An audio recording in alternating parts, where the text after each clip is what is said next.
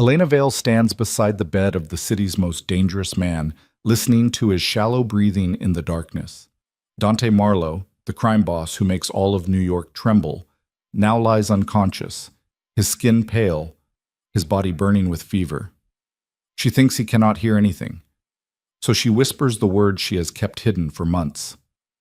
I love you. I know it's foolish, but I cannot let you die. She does not know that behind those closed eyelids, Dante is hearing every single word.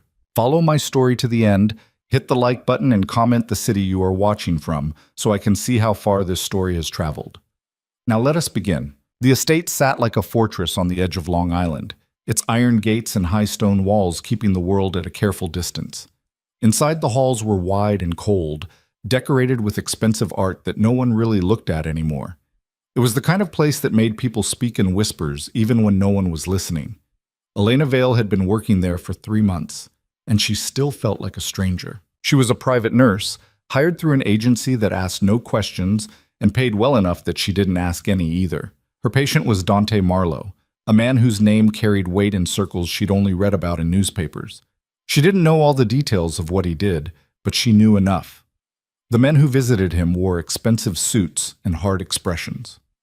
The phone calls he took were brief and coded, and the way people moved around him, careful, deferential, sometimes afraid, told her everything she needed to know. Elena had been hired to manage his recovery from a minor surgery. Nothing serious, they'd said, just routine. But 3 months had turned into something longer, and now she wasn't sure when or if she'd be leaving. She didn't mind. The work was steady, the pay was good, and Dante, for all his reputation, had been nothing but professional with her. Distant, yes. Guarded, absolutely, but never cruel, never inappropriate. He treated her like a fixture in the house, necessary but unremarkable, and that suited her fine. Until the night everything changed.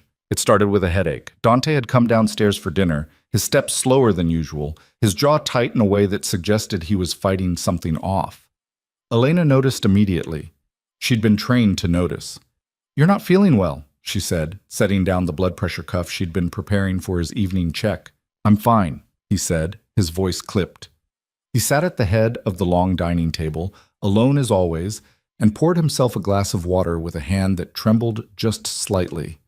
Elena stepped closer. Your hand is shaking. I said I'm fine.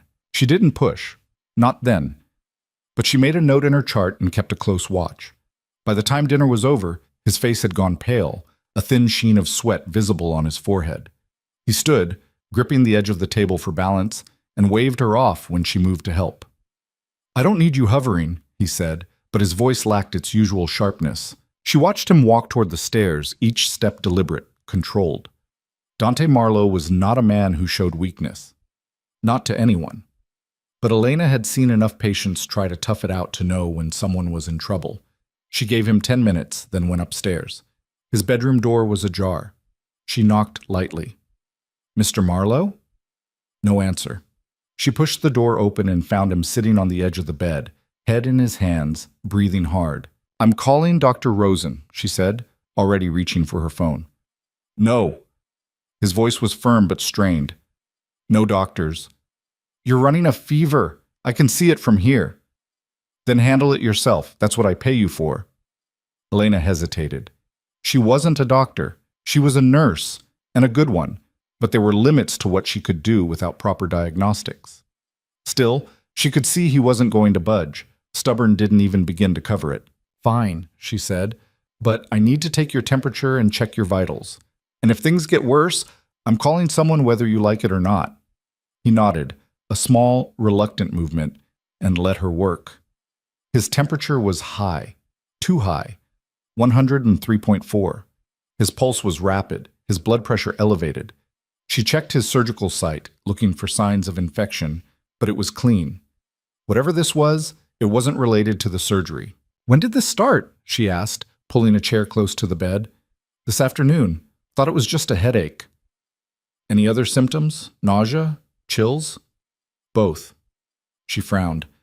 I'm going to get you some medication to bring the fever down. And you need to drink water, a lot of it. He didn't argue. That, more than anything, told her how bad he felt.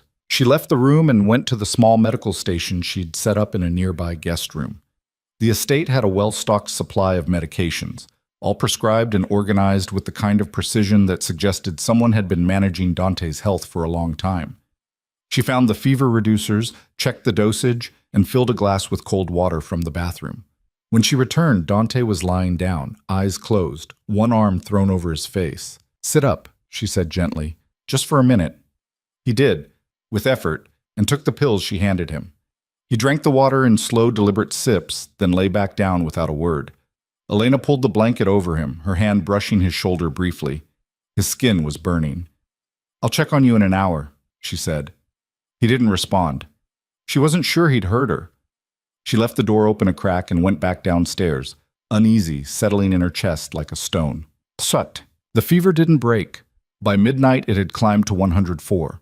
Dante was in and out of consciousness, his body shaking with chills despite the blankets piled on top of him. Elena had tried everything, cold compresses, more medication, fluids, but nothing was working. She sat beside the bed, one hand on his wrist, counting his pulse. It was too fast, too erratic. "Mr. Marlowe," she said quietly, leaning closer. "Dante, can you hear me?" His eyes fluttered open, glassy and unfocused. "Yeah, I need to call a doctor. This isn't something I can manage alone." "No." The word came out hoarse, but definite. "You're getting worse." I said no. She wanted to argue, to shake him, to make him see reason, but she'd worked with enough stubborn patience to know that pushing too hard would only make things worse. "Then tell me why," she said, her voice firm. "Tell me why you'd rather risk dying than let me call for help." He closed his eyes, his breathing labored. For a long moment, she thought he wasn't going to answer. Then quietly, he said, "Because the people who want me dead are probably watching the hospital." The words hit her like a slap. She'd known, on some level, that Dante's world was dangerous, but hearing him say it out loud, hearing the exhaustion and resignation in his voice, made it real in a way it hadn't been before. "Then we'll bring someone here," she said. "Privately. Someone you trust." "There's no one." "There has to be someone." He shook his head, a small, weary movement. "Not with this." Elena sat back, her mind racing. She didn't know what to do. She was out of her depth, and she knew it. But she also knew that if she didn't figure something out soon, Dante Marlowe was going to die in this bed, and there wouldn't be a damn thing she could do to stop it. What? She stayed with him through the night. The hours blurred together, marked only by the rise and fall of his breathing and the periodic checks of his vitals. At some point, she pulled a chair close to the bed and sat down, her head resting on her folded arms, her hand still holding his wrist. She must have dozed off, because when she opened her eyes again, the room was lighter. Dawn was breaking, pale and gray, outside the tall windows. Dante was still unconscious, but his breathing had evened out slightly. His temperature had dropped, just a fraction, but enough to give her a small sliver of hope. She stood, stretching the stiffness out of her back, and went to the window. The estate grounds were quiet, the lawn stretching out toward the distant tree line. It was beautiful, in a lonely kind of way. She heard a sound behind her and turned. Dante's eyes were open, watching her. "You're still here," he said, his voice rough. "Where else would I be?" He didn't answer, just looked at her, something unreadable in his expression. Elena crossed back to the bed and pressed the back of her hand to his forehead. "Still warm, but better." "How do you feel?" "Like I got hit by a truck." "Close enough." She reached for the water glass on the nightstand and handed it to him. "Drink." He did, slowly, then set the glass down and closed his eyes again. "You should get some rest." "I'm fine." "Elena." She blinked. It was the first time he'd used her name, not Nurse Vale or Miss Vale, just Elena. It sounded strange coming from him, almost intimate. "You've been up all night," he said, his eyes still closed. "Go, sleep." "I will. After I'm sure you're stable." He let out a breath that might have been a laugh. "Stubborn." "Pot, kettle," she said lightly. This time he did smile. Just barely, but it was there. By the afternoon, Dante's fever had dropped to 100, and Elena allowed herself to believe he might actually pull through. She'd changed his IV fluids, monitored his vitals every hour, and forced him to drink water even when he complained. He was still weak, still feverish, but he was improving. She was in the kitchen, making herself coffee, when Victor Crane arrived. Elena had seen Victor a few times before. He was Dante's attorney, a tall, well-dressed man in his 50s with silver hair and a sharp, calculating gaze. He moved through the house like he belonged there, and in a way, he probably did. "Miss Vale," he said, nodding to her as he set his briefcase on the counter. "How is he?" "Better," she said. "But he had a rough night, high fever, chills, confusion. I almost called 911. Victor's expression didn't change, but something flickered in his eyes. "But you didn't." "He wouldn't let me." "Smart man." Victor poured himself a glass of water from the tap, his movements precise. "What caused it?" "I don't know. It wasn't the surgical site, no signs of infection there. It came on suddenly." "Any new medications?" Elena frowned. "No. He's been on the same regimen for weeks." Victor nodded slowly, as if filing the information away. "I'll need to see him. He's resting. I'll be brief." Elena didn't argue. Victor wasn't the type to take no for an answer. She led him upstairs and knocked lightly on Dante's door before opening it. Dante was awake, propped up against the pillows, looking pale but alert. "Victor," he said, his voice still rough. "Dante." Victor stepped inside, closing the door behind him. Elena lingered in the hallway, uncertain whether she should stay or go. "Come in," Dante called. She stepped back into the room, standing near the door, while Victor took a seat in the chair by the bed. "You look like hell," Victor said bluntly. "I feel worse." "What happened?" Dante glanced at Elena, then back at Victor. "High fever. Started yesterday. Elena's been keeping me alive." Victor's gaze shifted to her. "Good. We need to talk about your medications." Elena tensed. "What about them? How closely have you been monitoring what he takes?" "Very closely. I handle all of it. And you haven't noticed anything unusual?" Elena shook her head slowly. "No." "Why?" Victor didn't answer immediately. He opened his briefcase and pulled out a folder, setting it on the bed. "Because I've been looking into some things, and I'm not convinced this was natural." Dante's expression hardened. "Explain." "Your fever came on fast. Too fast. And according to Miss Vale, there's no clear cause. That makes me suspicious." "You think someone did this to me?" It wasn't a question. "I think it's worth investigating." Elena felt her stomach twist. "You think someone poisoned him?" Victor looked at her, his expression unreadable. "I think someone might have tampered with his medication." The room went very quiet. Dante closed his eyes, his jaw tight. "Who?" "That's what I need to find out. But I'll need your help, Miss Vale." Elena's pulse quickened. "What do you need me to do?" "Watch everything. Every pill, every injection, every supplement. Document it. And if you see anything that doesn't look right, you tell me immediately." She nodded, her mouth dry. "Okay." Victor stood, closing his briefcase with a sharp click. "I'll be back tomorrow. In the meantime, Dante, stay in this room. No visitors except Miss Vale." Dante didn't argue. Victor left, and Elena stood there, her mind spinning. "You believe him?" Dante asked, his voice quiet. "I don't know," she said honestly. "But I'm not taking any chances." Well, she started that night. Every medication Dante took, she checked and double-checked. She compared the pills to the prescription labels, noted the dosages, examined the bottles for signs of tampering. Everything looked normal, but she couldn't shake the unease Victor's words had planted in her chest. She didn't sleep much. Every few hours she went to Dante's room to check on him, to make sure he was still breathing, still stable. He didn't complain. If anything, he seemed almost grateful for the company. On the third night, as she was preparing his evening medications, she noticed something. One of the bottles, a supplement he took daily, looked different. The label was the same, the pills inside were the same pale yellow capsules. But when she held it up to the light, she could see a faint residue inside the bottle, a fine powder clinging to the sides. She opened it carefully and tipped one of the capsules into her palm. It felt lighter than it should. She twisted it open, and instead of the usual dense powder inside, there was something else. Something that looked wrong. Her heart started to pound. She grabbed her phone and took a photo, then sealed the capsule in a plastic bag and tucked it into her pocket. She didn't know what it was, but she knew it didn't belong. She finished preparing the rest of Dante's medications, deliberately leaving the suspect's supplement out, and brought everything upstairs. Dante was awake, reading something on his phone. He looked better. The color had returned to his face, and his eyes were sharper. "You're late," he said, setting the phone aside. "Sorry. I was being thorough." He raised an eyebrow. "Find something?" She hesitated. She wanted to tell him, but she didn't want to alarm him without proof. "Maybe. I'll know more tomorrow." He studied her for a long moment, then nodded. "Okay."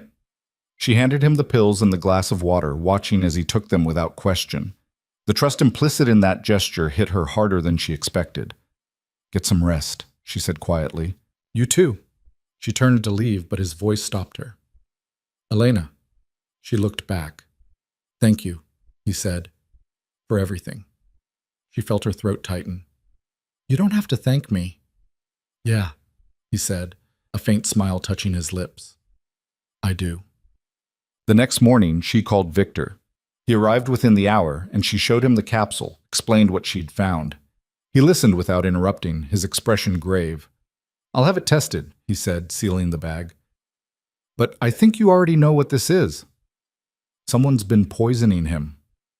Slowly, carefully, just enough to weaken him without killing him outright. Elena felt sick. Who would do that? Someone who wants him vulnerable. Someone who's been close enough to access his medication. She thought of the doctors who'd visited, the staff who moved through the house, the deliveries that came and went. It could be anyone. "What do we do?" she asked.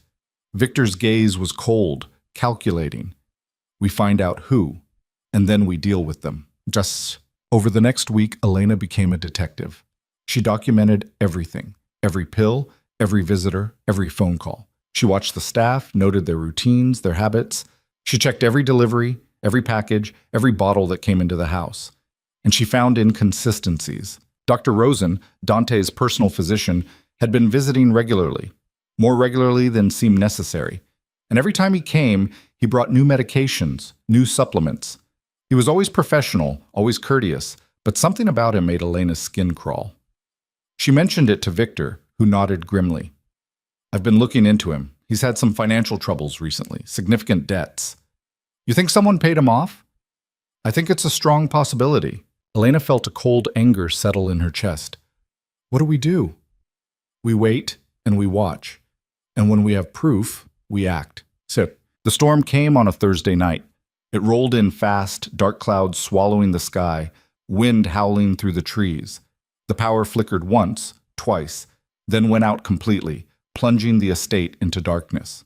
Elena grabbed a flashlight and went to check on Dante. He was in the library, a book open on his lap, a battery-powered lantern casting shadows across his face. "You okay?" she asked. "Fine. You?" "A little creeped out, honestly. This place is like a horror movie set in the dark." He smiled faintly. "It does have a certain atmosphere." She sat down across from him, the flashlight balanced on the armrest. Outside, the storm raged, rain lashing against the windows. "Victor called earlier," Dante said. "The test results came back." Elena's pulse quickened. "And?" "You were right. The supplement was contaminated. A slow-acting compound designed to suppress the immune system and cause inflammation. Long-term exposure would have destroyed my liver." She felt the blood drain from her face. "Jesus." "Yeah. Do we know who?" "Victor's narrowing it down, but he thinks it's Rosen." Elena nodded slowly. She'd suspected as much, but hearing it confirmed made it real. "What happens now?" she asked. "Victor's handling it, quietly. Rosen won't be a problem much longer." Elena didn't ask what that meant. She wasn't sure she wanted to know. They sat in silence for a while, the storm filling the space between them. "I heard you," Dante said suddenly. Elena looked up. "What?" "That first night, when I was unconscious, I heard you." Her heart stopped. You said you loved me." She couldn't breathe, couldn't think. She'd thought he was too far gone to hear anything. She'd thought her words were safe. I didn't mean... She started, but he cut her off. Did you mean it? She looked at him, at the intensity in his eyes, and realized there was no point in lying. Yes. He stood, crossing the room in 2 long strides, and knelt in front of her chair. His hands framed her face, gentle but firm, and he looked at her like she was the only thing in the world that mattered. I'm not a good man, Elena, he said quietly. I've done things I can't take back. I've hurt people. I'll probably hurt more before this is over. You deserve better than me. I don't want better, she whispered. I want you. His thumb brushed across her cheek, and she saw something in his expression crack, something vulnerable and raw. I can't promise you safety, he said. I can't promise you normal. But I can promise you this. I will never lie to you. I will never use you.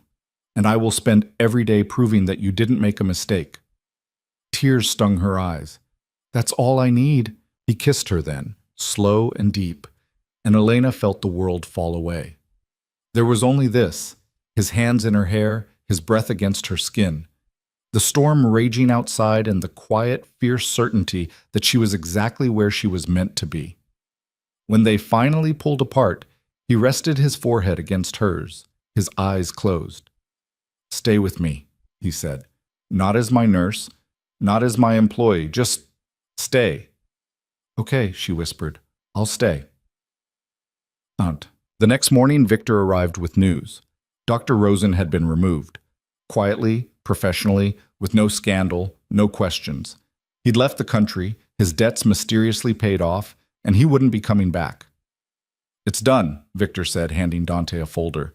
He won't be a problem anymore. Dante nodded, closing the folder without looking at it. Good.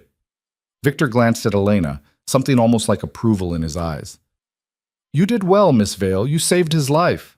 I was just doing my job, she said.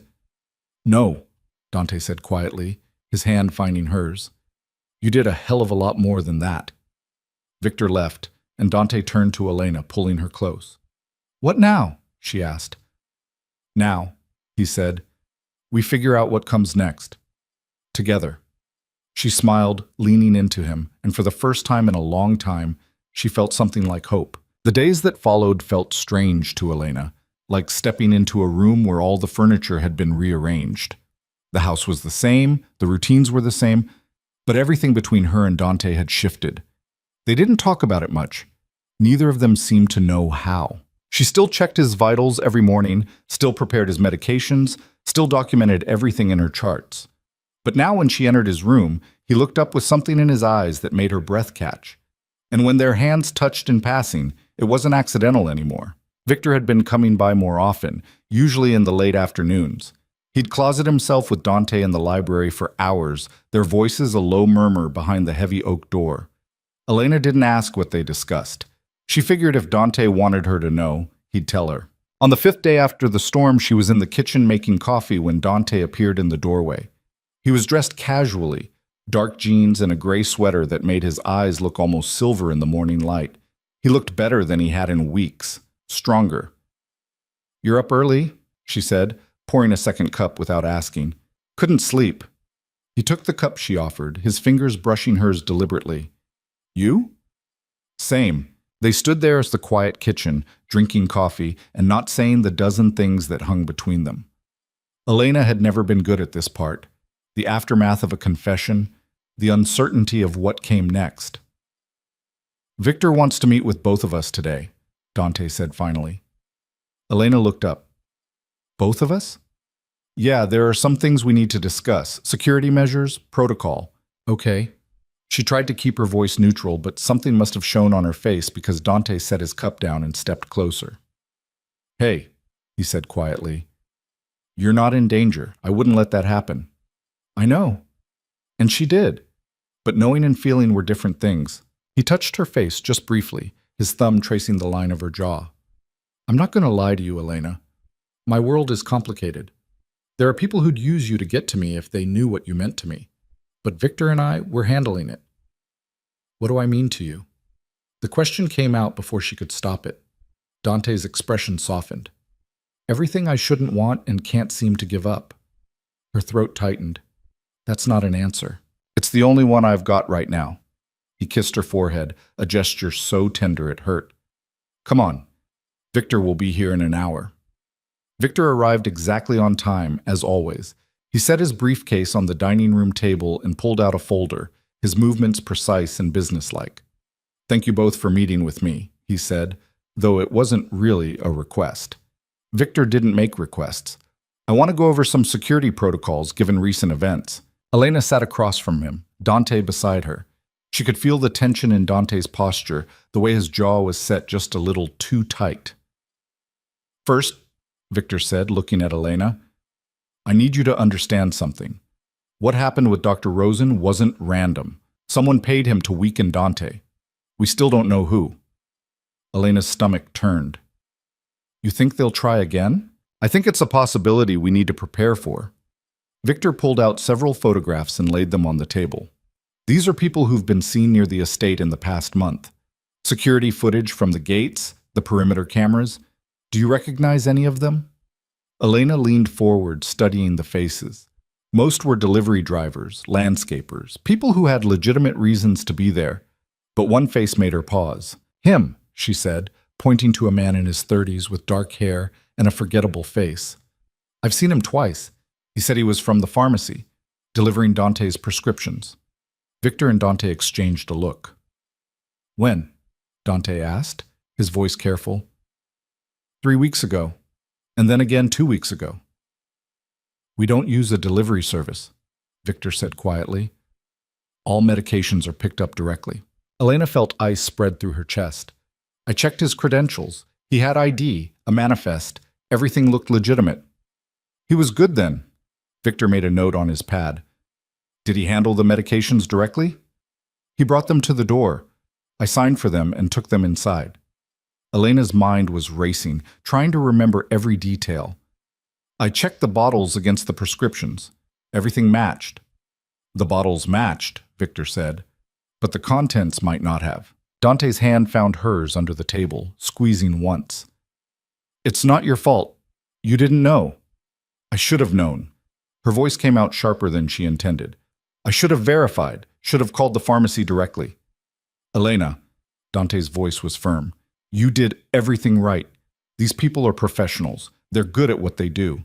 Which brings me to my next point, Victor said, gathering the photographs back into the folder. From now on, all deliveries stop at the gate. No one enters the property without explicit clearance from me or Dante. No exceptions. What about medical supplies? Elena asked. You'll give me a list. I'll have them procured through secure channels. And if there's an emergency, then you call me first. Victor's gaze was steady. I know it seems excessive, but we're dealing with people who've already proven they're willing to go to extreme lengths. Elena nodded slowly. She didn't like it, but she understood the necessity. There's one more thing, Victor said, his tone shifting slightly. Miss Vale, I need to ask you something, and I need you to be completely honest with me.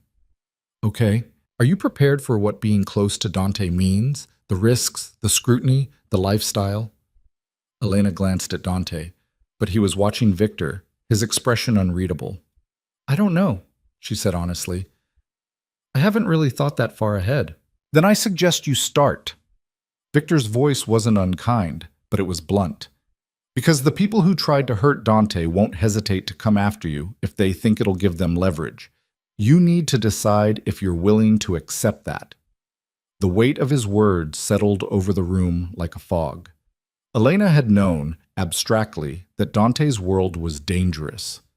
But hearing Victor lay it out so starkly made it real in a way it hadn't been before. I'll think about it, she said quietly. Good. Victor stood, closing his briefcase. I'll be in touch. In the meantime, Dante, try not to do anything stupid. No promises, Dante said, but there was no humor in it.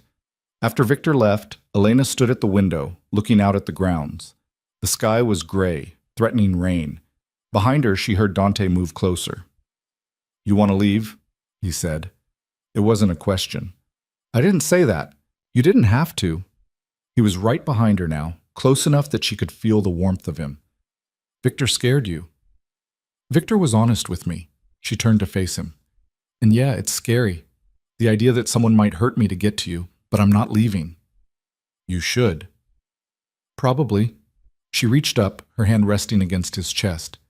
But I'm not going to. His arms came around her, pulling her close, and she let herself sink into him.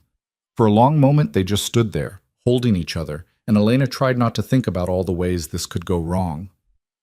I need to tell you something, Dante said finally, his voice low, about who I am, what I do. You don't have to. Yeah, I do. He pulled back just enough to look at her. If you're staying, you deserve to know what you're getting into. They moved to the library and Dante poured them both a drink, even though it was barely noon. Elena took the glass but didn't drink, just held it while Dante settled into the chair across from her. My father started the business, he began. Import-export, mostly legitimate, some not so much. By the time I was old enough to understand what was happening, we were in deep. Gambling, loan operations, protection, the kind of thing you see in movies. Elena stayed quiet, letting him talk. I tried to get out once, when I was 23. I thought I could walk away, start over somewhere else. But my father made it clear that wasn't an option, so I came back, and when he died 5 years ago, I inherited everything. The whole operation? All of it. Dante took a drink, his expression distant. I've been trying to clean it up, move everything legitimate. But it's slow work, and there are people who don't want that to happen. Like whoever paid Dr. Rosen. Exactly. He looked at her, his eyes hard. I have enemies, Elena. People who'd kill me if they thought they could get away with it. And now that you're here, you're a target too. I can handle it. Can you? He leaned forward, his elbows on his knees. I'm not talking about late-night scares or threatening phone calls. I'm talking about people who know how to hurt you in ways you can't imagine. People who'd use you to destroy me. Elena set her glass down, her hand steady. Then we make sure they don't get the chance. Dante laughed, but it was a bitter sound. You make it sound simple.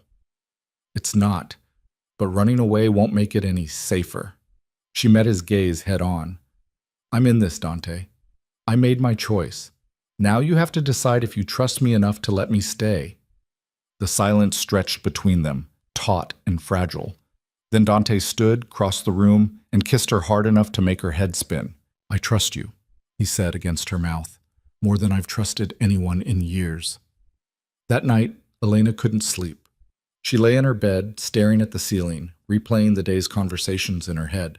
Victor's warnings, Dante's confessions, the weight of the choice she'd made. She got up around 2 a.m. and padded downstairs in her pajamas and bare feet. The house was dark and quiet, the kind of silence that made every creak of the floorboards sound loud. She found Dante in his office, sitting behind the massive oak desk, papers spread out in front of him. He looked up when she appeared in the doorway. Can't sleep either? He asked. Too much in my head. She came in and sat in the chair across from him. What are you working on? Trying to figure out who wants me dead. He said it so casually, like he was discussing the weather. Elena pulled her knees up to her chest. Any luck? A few possibilities. No proof. He leaned back, rubbing his eyes. Victor thinks it's someone internal. Someone who knows my routines, my security, my medical history. That narrows it down. Not as much as you'd think. Dante gestured to the papers on his desk. I have a lot of people working for me. Any one of them could have sold information to the right buyer. What about loyalty? Loyalty only goes so far when someone's offering enough money. He looked at her, something almost like amusement in his eyes. You're the first person in a long time who's been loyal without a paycheck attached. I do get a paycheck. You know what I mean. She did, and it made her chest ache in a way she didn't quite know how to name. Come here, Dante said quietly. Elena stood and walked around the desk. He pulled her down into his lap, and she curled into him, her head against his shoulder. I'm going to keep you safe, he murmured into her hair, whatever it takes. I know. They stayed like that for a long time, wrapped up in each other, while the clock on the wall ticked away the hours. The next morning, Elena was in the medical supply room, taking inventory, when she heard voices in the hallway. She recognized Dante's immediately, but the other voice was unfamiliar. A woman, polished and confident. I don't care what Victor said, the woman was saying. I need to see you, Dante. It's important. Then call and make an appointment like everyone else, Lucia.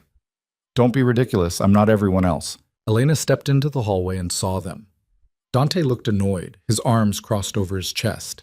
The woman was stunning, tall and sleek in a designer suit, her dark hair pulled back in a severe bun. "Who's this?" Lucia asked, her gaze sliding over Elena with thinly veiled disdain. "Elena Vale, my nurse." "Your nurse?" Lucia's smile was sharp. "How domestic." Dante's expression hardened. "What do you want, Lucia?" "To talk. Privately." "No." Lucia's eyebrows rose.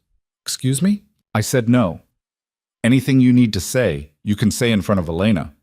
Lucia's gaze flicked between them, and Elena saw the exact moment she understood. Her smile turned cold. "I see," she said softly. "Well, isn't that interesting?" "Lucia," Dante's voice was a warning. "Fine, I'll make this quick." She pulled a folded document from her purse and handed it to him. "You need to sign this. It's the transfer paperwork for the Brooklyn holdings." Dante took the document but didn't open it. "I'll have Victor review it." "It's standard. You don't need—" "I said I'll have Victor review it." Lucia's jaw tightened. "You're making a mistake, Dante. Shutting me out like this? We used to be partners." "That was a long time ago." "Not that long." Her eyes cut to Elena again. "Be careful, sweetheart. Men like Dante don't change. They just find new ways to lie." Elena felt a flare of anger but kept her voice level. "I'll keep that in mind." Lucia laughed, a brittle sound, and turned on her heel. "Call me when you come to your senses, Dante." She left, her heels clicking sharply against the marble floor. Dante stood there, the document still in his hand, his expression dark. "Who was that?" Elena asked. "Lucia Marchetti. Used to run operations in Brooklyn before I consolidated." He tossed the document onto a nearby table. "She's not happy about being phased out. She seemed pretty angry. She'll get over it." But there was something in his tone that suggested he wasn't entirely sure about that. Elena wanted to ask more, but Dante's phone buzzed. He glanced at it, his expression tightening. "I need to take this," he said. "It's Victor." He stepped away, and Elena picked up the document Lucia had left. It was dense legal language, pages of clauses and stipulations. She didn't understand most of it, but one section caught her eye. A clause about ownership transfer, requiring Dante's signature and a witness. She frowned. Something about it felt off, but she couldn't put her finger on what. Dante came back a few minutes later, his face grim. "We have a problem." "What kind of problem?" "The kind that involves federal agents and a warrant."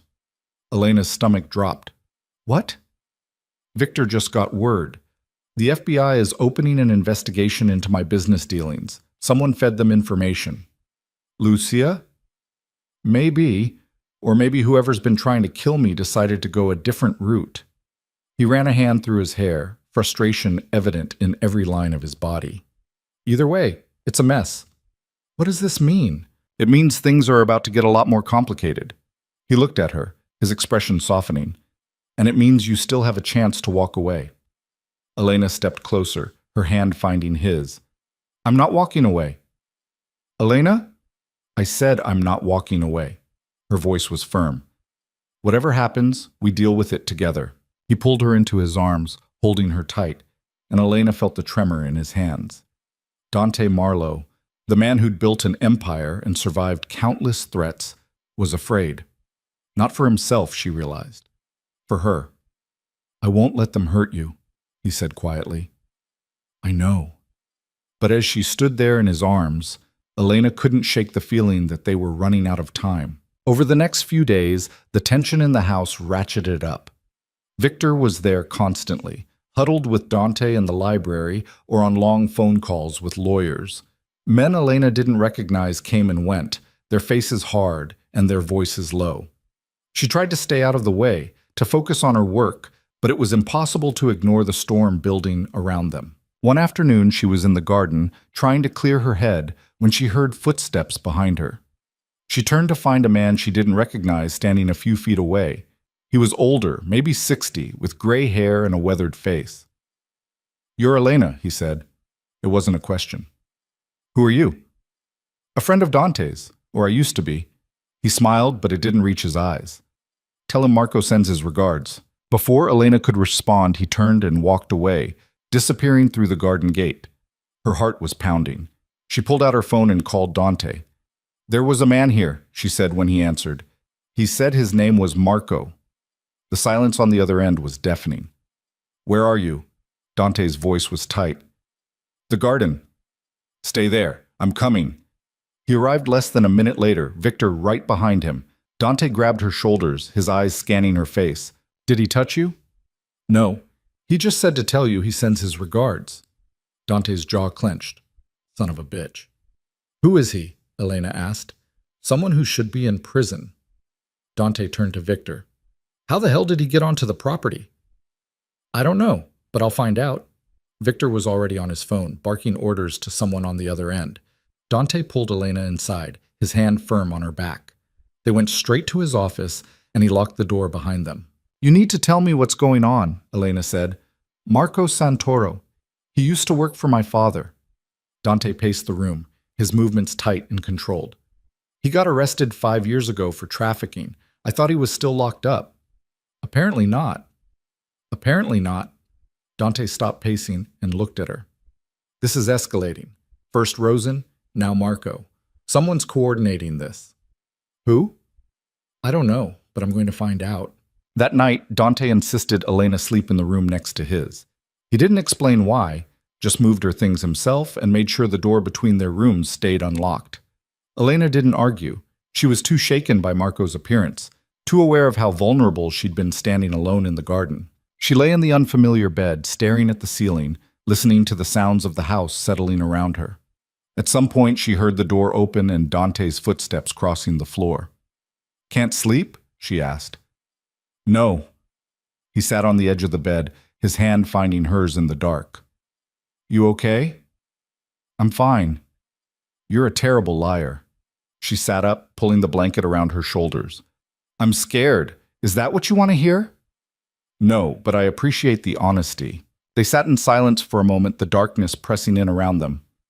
Come here, Elena said quietly. Dante hesitated, then climbed into the bed beside her. She curled into him, her head on his chest, and felt his arms come around her. I'm not going to let anything happen to you, he said into her hair. I know. But as she closed her eyes, Elena couldn't shake the feeling that promises like that were dangerous to make. Because in Dante's world, some things were beyond anyone's control. The next morning, Victor arrived with news.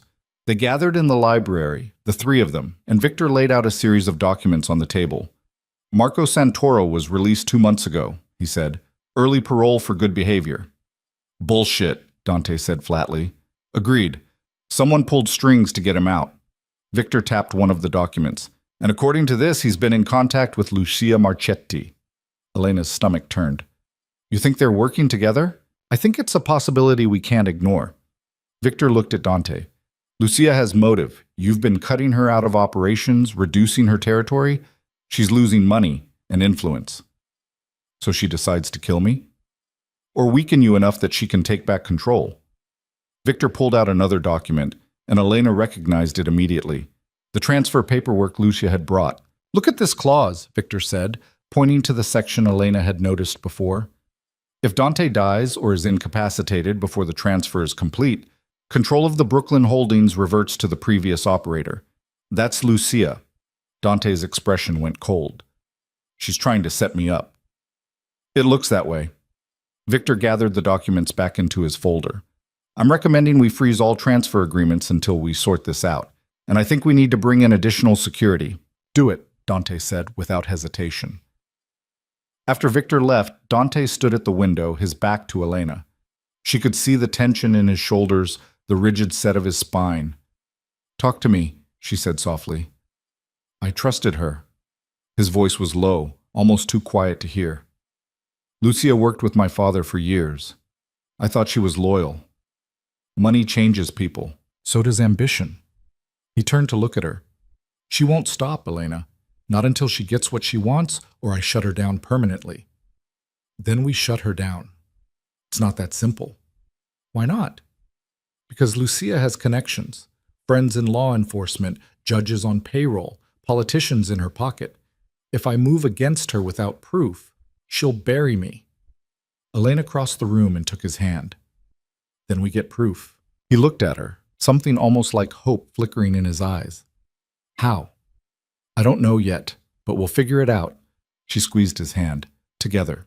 The proof came from an unexpected source. 2 days after Victor's revelation about Lucia, Elena was organizing the medical supply closet when she found something wedged behind a shelf. A small recording device, no bigger than a quarter, stuck to the back panel with adhesive tape. Her hands went cold. She stared at it for a long moment, her mind racing, then carefully left it where it was and went to find Dante. He was in the gym, working through a set of weights with a focus that bordered on aggressive. His shirt was soaked through with sweat, his face set in hard lines. Elena waited until he finished his set before speaking. There's a bug in the medical closet. Dante set the weights down slowly, his breathing controlled. You're sure? I know what a recording device looks like. She kept her voice low. I left it there, didn't touch it. Good. He grabbed a towel and wiped his face. Don't say anything else until we're outside. They walked out to the grounds, far from the house, near the tree line where the security cameras didn't quite reach. The afternoon sun was weak through the gray clouds, and Elena wrapped her arms around herself against the chill. How long has it been there? Dante asked. I don't know. Could be days, could be weeks. Elena thought back, trying to remember if she'd noticed anything unusual. I reorganize that closet every few days. It wasn't there last week. So, sometime in the last 7 days. Dante pulled out his phone and texted something quickly. Victor needs to know about this. You think Lucia planted it? Or someone working for her? He put the phone away and looked at her. This is good, Elena. This gives us something to work with. How? Because if they're listening, we can feed them information. Make them think they're ahead of us when they're not. Elena felt a flicker of understanding. You want to set a trap. Exactly. Victor arrived within the hour, and the three of them convened in the library with the doors closed. Victor had brought equipment, small devices that he placed strategically around the room. Countermeasures, he explained when Elena looked at him questioningly. They'll scramble any listening devices. We can talk freely in here. Once he was satisfied the room was secure, Victor sat down and pulled out a laptop. Show me where you found it. Elena described the location, and Victor made notes. Did you notice anything else unusual? Anyone who shouldn't have been in that area? The cleaning staff was there yesterday morning, and Dr. Chen came by to drop off some supplies. Dante's head snapped up.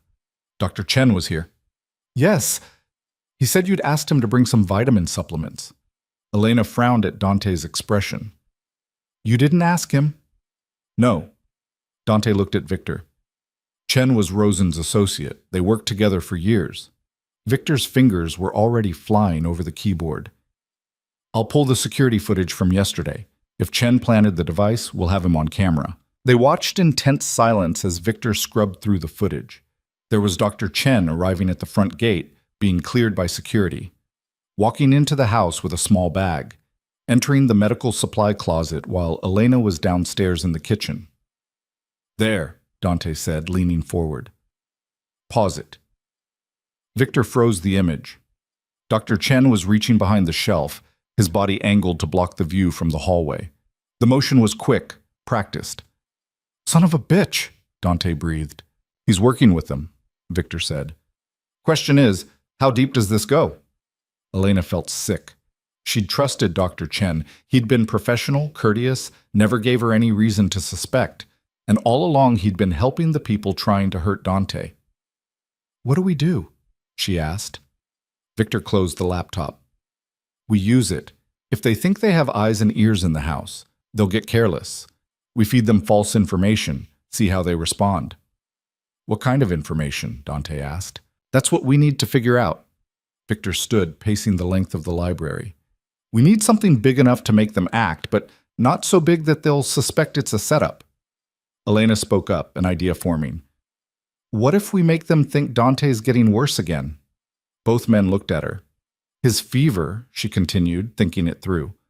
What if I start telling Dr. Chen that Dante's having complications, that the damage from the poisoning is worse than we thought? They'd think he's vulnerable, Victor said slowly. weakened. Which might make them move faster, Dante finished. Take more risks. It's dangerous, Victor warned. If they think you're weak, they might decide to strike directly instead of playing the long game. Let them try. Dante's voice was cold. At least then we'll know who we're dealing with. Elena felt a chill run down her spine. This was the part of Dante's world she was still learning to navigate, where violence wasn't a possibility, but an inevitability. I'll do it, she said. I'll feed Dr. Chen the information. Dante reached for her hand. You don't have to. Yes, I do. They put that bug in my supply closet. They used my area of the house to spy on us. Her jaw set. I want to help catch them. Victor nodded approvingly. All right, but we do this carefully. No improvising. We script exactly what you're going to say, and we make sure it's believable. They spent the next 2 hours planning. Victor wrote out scenarios, questions Dr. Chen might ask, how Elena should respond. They practiced until her answers sounded natural, unrehearsed. Remember, Victor said as they wrapped up, Chen is trained to spot lies. Keep it simple. Stick to medical facts. Let him draw his own conclusions. I understand. That night, Elena lay awake, rehearsing the conversation in her head. She was nervous, more nervous than she wanted to admit. She'd never been good at deception, and the idea of deliberately lying to someone's face made her stomach churn. Around midnight, she heard a soft knock on the connecting door between her room and Dante's. She got up and opened it to find him standing there in sweatpants and a t-shirt, his hair disheveled. Can't sleep? He asked. Not really. He held out his hand and she took it, letting him pull her into his room. They climbed into his bed, and Elena curled into his side, her head on his chest. You don't have to do this, Dante said quietly. We can find another way. I want to do this. She tilted her head to look at him. I'm tired of being the person everyone's trying to protect. I want to help. You are helping just by being here. That's not enough. She sat up, frustration sharpening her voice. I'm not some delicate thing that needs to be kept safe in a tower, Dante. I'm a nurse. I'm trained to deal with crisis situations, to think under pressure. Let me use those skills. He studied her face in the dim light. You're scared. Of course I'm scared, but I'm doing it anyway. She touched his face, her fingers tracing the line of his jaw. That's what bravery is, isn't it? Being scared and doing it anyway? He pulled her down and kissed her, slow and deep, and Elena felt some of the tension drain out of her body. You're remarkable, he murmured against her mouth. I'm terrified. That too. They fell asleep tangled together, and for a few hours Elena let herself forget about bugs and betrayals and the dangerous game they were about to play. Dr. Chen called the next afternoon. Elena was ready. Miss Vale, he said in his smooth, professional voice. I wanted to check in on Mr. Marlowe's progress. How is he doing? Elena made sure she was in the medical supply closet when she answered, knowing the bug would pick up every word. Not as well as I'd hoped, she said, injecting just the right amount of concern into her voice. He's been having some setbacks. What kind of setbacks? His liver enzymes are elevated, not dangerously so, but higher than they should be. And he's been experiencing fatigue, some dizziness. All true symptoms, carefully selected from Dante's recovery period weeks ago. I see. Chen's voice remained neutral. Has he been taking his medications as prescribed? Yes, I've been very careful about that. Elena paused, as if uncertain. Dr. Chen, is it possible the damage from the contaminated supplements was more extensive than we thought? It's possible. I'd like to come by and examine him, run some tests. I'll check with Mr. Marlowe and get back to you. She hung up and immediately left the closet, going to find Dante. He was in his office with Victor, and both men looked up when she entered. He took the bait, she said. Good. Victor made a note on his pad. What did he say? Elena recounted the conversation, and Victor nodded approvingly. He'll report back to Lucia. Now we wait and see how she responds. They didn't have to wait long. That evening, as Elena was preparing dinner in the kitchen, her phone buzzed with a text from an unknown number. We need to talk. Meet me at the coffee shop on Harbor Road tomorrow at 2 p.m. Come alone. L. Elena's hands shook as she showed the message to Dante. It's Lucia, he said, his voice tight. She wants to meet with you. Why? Because she thinks you're the weak link. Victor had appeared in the doorway. She thinks she can turn you against Dante or scare you into leaving. What do I do? You go, Victor said. But not alone. We'll have people watching, listening. If she tries anything, we'll know. Elena felt her pulse racing. What if she knows it's a setup? Then we adapt. Dante took her hand. But we're not letting you walk into this blind. The next day, Elena drove to the coffee shop with her stomach in knots. It was a small place, tucked into a strip mall, the kind of anonymous location where no one would remember seeing them. She spotted Lucia immediately, sitting at a corner table with a perfect view of the entrance. The other woman looked flawless as always, not a hair out of place, her expression coolly amused. Elena sat down across from her, hyper-aware of the small recording device Victor had hidden in her jacket. Thank you for coming, Lucia said, her tone pleasant. I wasn't sure you would. What do you want? Straight to the point. I like that. Lucia stirred her coffee slowly.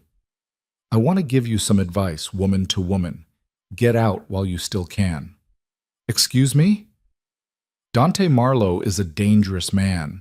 I'm sure he's told you he's changing, that he's going legitimate, that he's different than his father. Lucia's smile was sharp. He's lying. Elena kept her expression neutral. I don't believe you. I didn't expect you to, but let me tell you what's going to happen. Lucia leaned forward. The federal investigation is going to find evidence of racketeering, money laundering, probably a few bodies if they dig deep enough. Dante is going to prison, and everyone associated with him is going down too. Including you. I've been distancing myself for months. By the time the indictments come down, I'll be clean. Lucia sat back. But you? You'll be caught in the crossfire. A nurse who helped a criminal evade justice, who falsified medical records, who knew what was happening and said nothing. Elena felt anger flare hot in her chest. I haven't done any of those things. Doesn't matter. Perception is reality, sweetheart, and the perception will be that you're complicit. Is that what this is about? Scaring me into leaving? This is about giving you a chance to save yourself. Lucia's voice hardened. I'm offering you a way out. Leave now. Go back to whatever quiet life you had before Dante. I'll make sure your name stays out of everything. And if I don't? Then you'll regret it. Lucia stood, dropping a 20 on the table. Think about it, Elena. Think hard. She left, and Elena sat there for a moment, her heart pounding, before standing and walking back to her car. Victor was waiting in the parking lot, sitting in a nondescript sedan. Elena climbed into the passenger seat, and he handed her a bottle of water. You did well, he said. Did you get it all? Every word. He tapped the recording device. She just confessed to obstruction, witness tampering, and implied knowledge of federal crimes. This is exactly what we needed. Elena drank the water, trying to calm her shaking hands. She thinks she has me scared. Do you blame her? You're not trained for this. Victor's voice was almost kind. Most people would be terrified. I am terrified, but I'm also pissed off. Elena looked at him. What happens now? Now we take this to my contacts in the FBI, the real ones, not the ones Lucia has in her pocket. Victor started the car. And we end this. Back at the estate, Dante was waiting. Elena had barely stepped through the door before he pulled her into his arms, holding her so tight she could barely breathe. You okay? He asked, his voice rough. I'm fine. Lucia tried to threaten me into leaving. It didn't work. What did she say? Elena recounted the conversation, and she felt Dante's arms tighten around her. She threatened you, he said flatly. She gave me a warning. There's a difference. Not to me. Dante pulled back, his eyes dark with anger. Nobody threatens you. Nobody. Dante, I mean it, Elena. She crossed a line. Victor cleared his throat from the doorway. Before you do something we'll all regret, let's focus on what we have. This recording is solid evidence. Combined with the surveillance footage of Dr. Chen, we have enough to make a case. How long will it take? Dante asked, not taking his eyes off Elena. A few days, maybe a week. I need to make sure we have all our ducks in a row before we move. Victor set his briefcase down.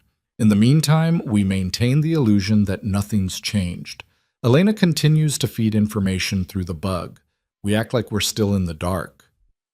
And what about Marco Santoro? Elena asked. He's still out there. We're tracking him. He's staying at a motel in Queens, making calls to a burner phone we've traced back to Lucia's organization. Victor pulled out his laptop. He's the muscle. Once we have Lucia, Marco will lose his support. Unless he decides to act on his own, Dante said, which is why we're keeping security tight. Victor's expression was serious. No one gets on or off this property without clearance. Elena, that means you don't leave the estate until this is over. What? No. Elena pulled away from Dante. I can't just hide here. It's temporary, Victor said. Just until we neutralize the threat. I have a life. I have an apartment in the city, which we've already swept and secured, Victor said calmly. Your mail is being forwarded, your bills are being paid. Everything is handled. Elena looked at Dante. You knew about this. I knew Victor was making arrangements, yes, without asking me, to keep you safe. I don't need you to... She stopped, took a breath, forced herself to calm down. I appreciate what you're trying to do, but you can't make decisions like this without consulting me. Dante's jaw tightened. Someone tried to poison me, Elena. Someone planted surveillance in this house. Someone sent Marco Santoro to threaten you. This isn't a game. I know that. I was there, remember? Her voice rose despite her best efforts. But treating me like a prisoner isn't the answer. It's not forever, just until this is resolved. And when will that be? A week? A month? A year? She shook her head. I can't live like this, Dante. The silence that followed was heavy, painful. Victor quietly excused himself, leaving them alone. What are you saying? Dante asked finally. I'm saying I need you to trust me to make my own choices. Elena's voice softened. I know you're scared. I'm scared too. But we can't build anything real if you're always trying to control everything. I'm trying to protect you. I know, but I need more than protection. I need partnership. She stepped closer, taking his hands. Can you give me that? Dante looked at their joined hands, his expression conflicted. I don't know if I know how. Then we'll figure it out together. Elena squeezed his fingers. But you have to let me in, really in. Not just when it's convenient or safe. He pulled her close, resting his forehead against hers. I'm not good at this. Neither am I. She smiled slightly. We'll be terrible at it together. That night they reached a compromise. Elena would stay at the estate, but she wouldn't be a prisoner. She could go into the garden, use the gym, have access to all the common areas, and Dante would consult her before making decisions that affected her life. It wasn't perfect, but it was a start. 3 days later, everything changed. Elena was in the medical supply closet, deliberately having a phone conversation with Dr. Chen within range of the bug. She was updating him on Dante's fictional decline, feeding him carefully crafted information about elevated liver enzymes and increasing weakness. I'm worried it might be organ damage, she said, following the script Victor had prepared. Is there anything else we should be testing for? Dr. Chen's response was sympathetic, professional, exactly what she'd expected. They talked for a few more minutes before Elena ended the call and left the closet. She was halfway down the hall when she heard it. A crash from downstairs, followed by shouting. Elena ran toward the sound, her heart pounding. She reached the top of the stairs and froze. Marco Santoro was in the foyer, along with 2 other men she didn't recognize. They had guns, and they had Dante. He was on his knees, hands behind his head, blood running down his face from a cut above his eye. Victor was on the floor nearby, unconscious or worse. Elena, Marco's voice was calm, almost friendly. Come down here, sweetheart, slowly. Her legs felt like water, but she forced herself to move. One step, then another, descending the stairs while her mind screamed at her to run.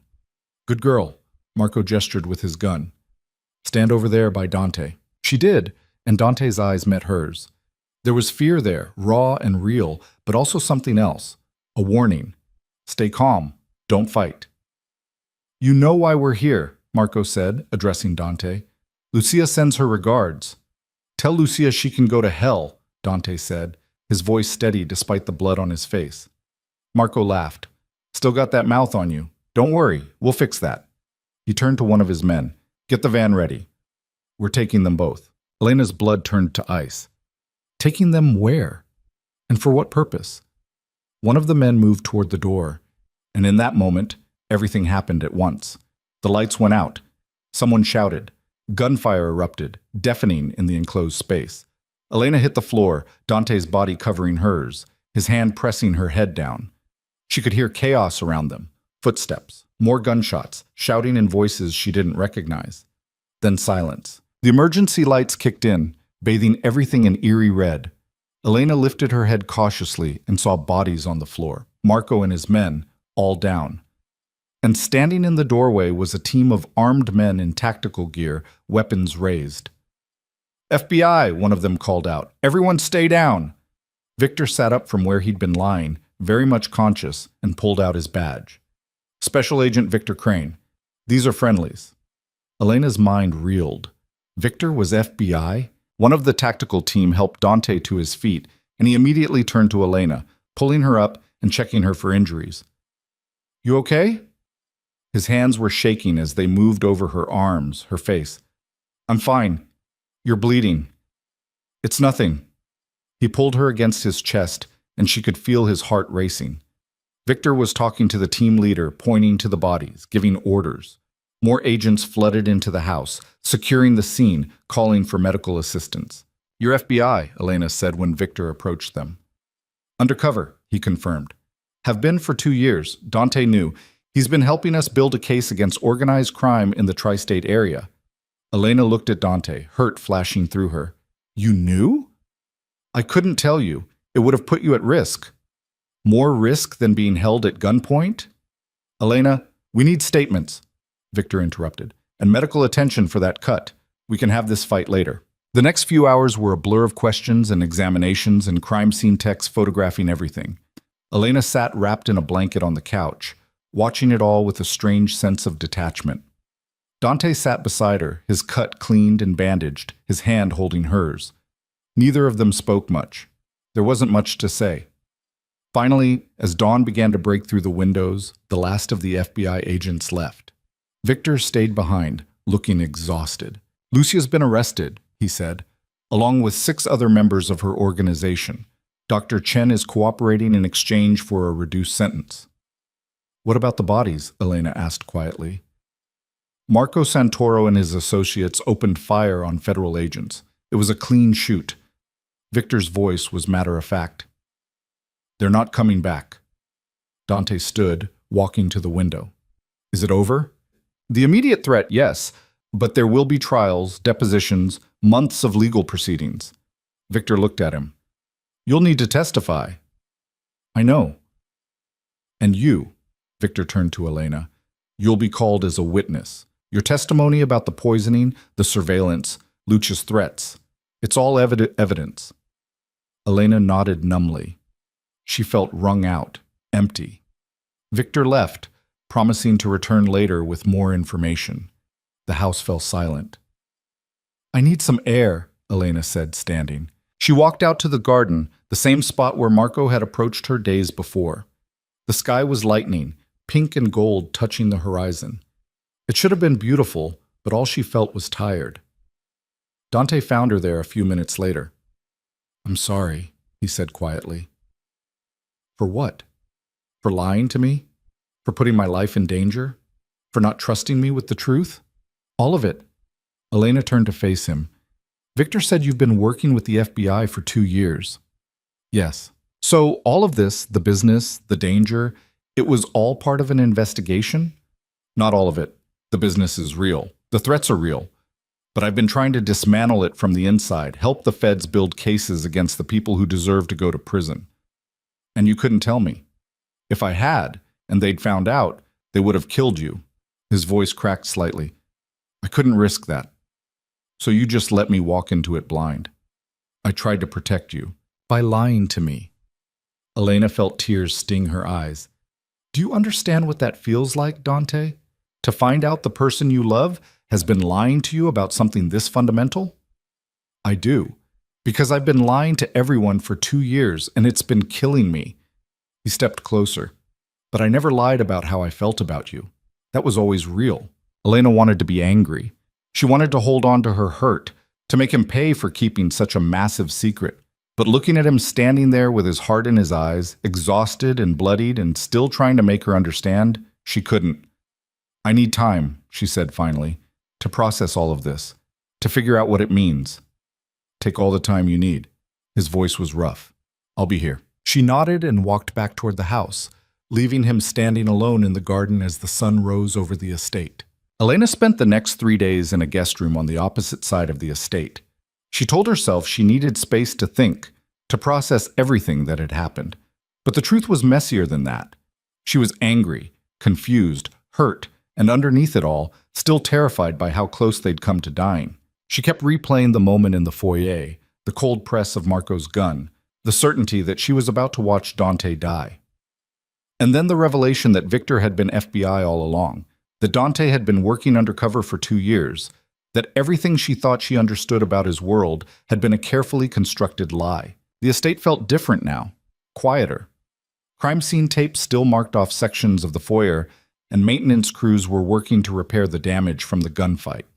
FBI agents came and went, taking statements, collecting evidence, photographing every detail. Elena avoided them when she could. She'd already given her statement twice, recounting everything from the moment she'd found the bug to the shootout. Each telling left her feeling more drained, more disconnected from reality. On the 4th morning, there was a knock on her door. She opened it to find Victor standing there with 2 cups of coffee and a tired expression. "Can we talk?" he asked. Elena stepped aside, letting him in. They sat in the chairs by the window, and Victor handed her one of the cups. "How are you holding up?" he asked. "I'm fine."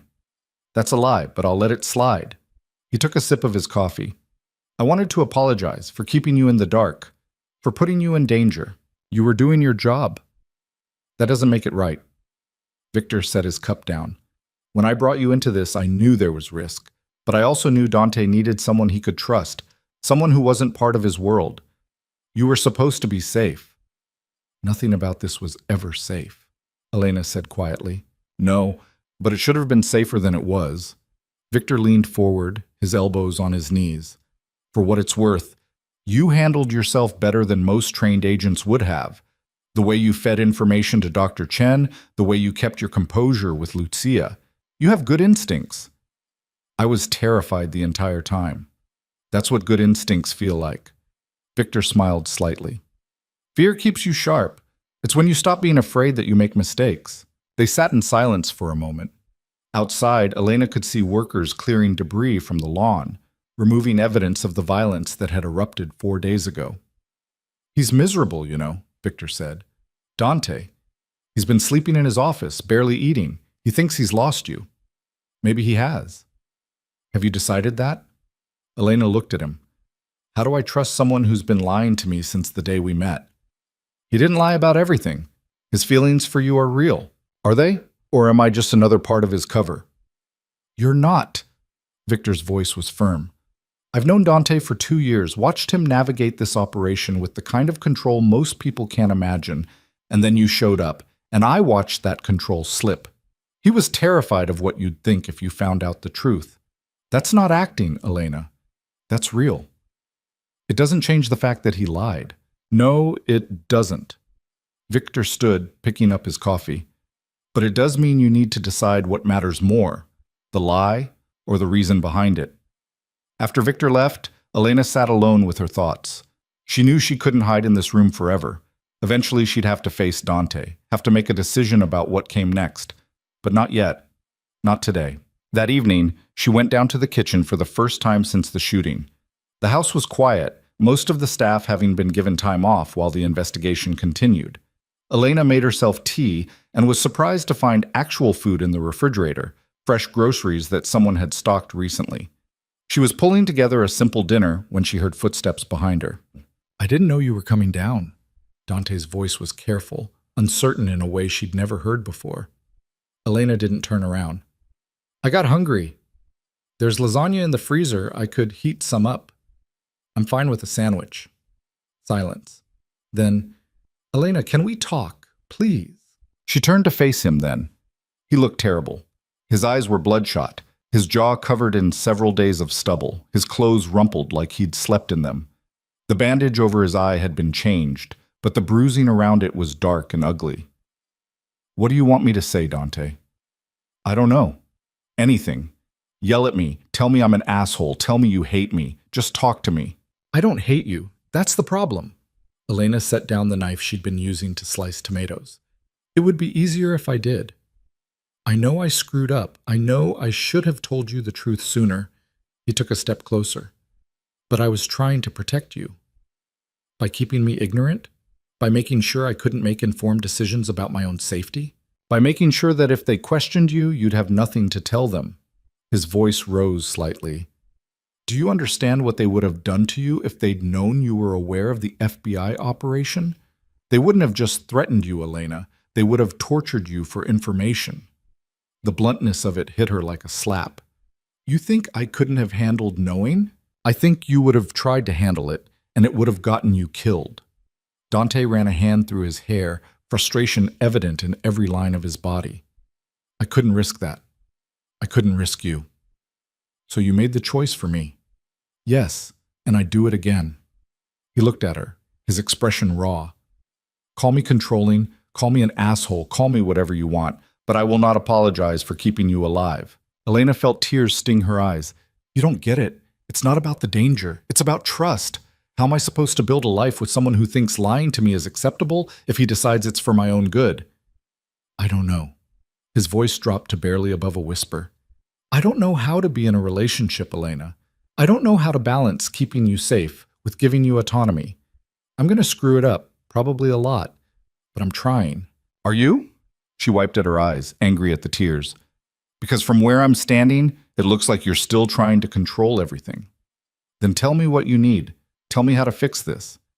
I need time. I need space to figure out if I can live with what you did. Dante nodded slowly. Okay, I can give you that. He turned to leave, then paused.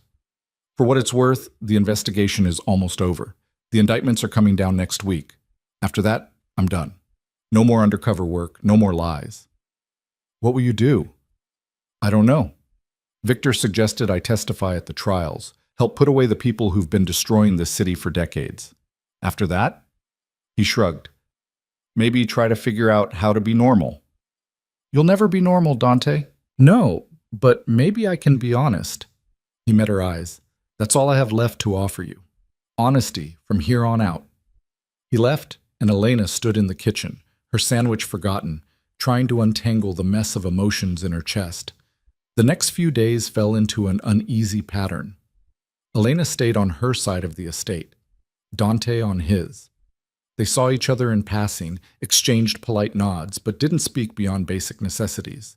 The distance hurt more than Elena wanted to admit. Victor continued to visit, updating them on the investigation. Lucia had been charged with attempted murder, conspiracy, racketeering, and a dozen other counts. Dr. Chen was cooperating fully, providing details about the poisoning scheme and Lucia's network of corrupt officials. Marco Santoro and his men were dead, and the investigation into their connections was revealing layers of criminal activity that went back decades. The prosecution is building an airtight case, Victor told them during one of his updates. They were in the library, Elena and Dante sitting as far apart as possible. Lucia is looking at life in prison. Her lawyers are already talking about a plea deal. What kind of deal? Dante asked. 40 years minimum in exchange for testimony against her associates. The DA is considering it, but nothing's decided yet. Elena spoke up. What about the people she had on payroll? The judges, the politicians? Being investigated. Some have already resigned, others are lawyering up. Victor closed his folder. This is going to shake up the entire power structure in New York. You should both be proud. Your cooperation made this possible. After Victor left, Elena found herself alone with Dante again. The silence stretched between them, heavy and uncomfortable. I'm testifying, Dante said suddenly. At Lucia's trial. Victor asked me to, and I said yes. That's dangerous. Maybe, but it's the right thing to do. He looked at her. I've spent 2 years building this case. I want to see it through. Elena nodded. She understood the impulse, even if she didn't like it. When? Preliminary hearings start next month. The actual trial won't be for another 6 months, maybe longer. That's a long time. Yeah, He stood, moving to the window. I'm selling the estate. Elena's head snapped up. What? I can't stay here. Too many memories, too much blood. His voice was flat, matter of fact.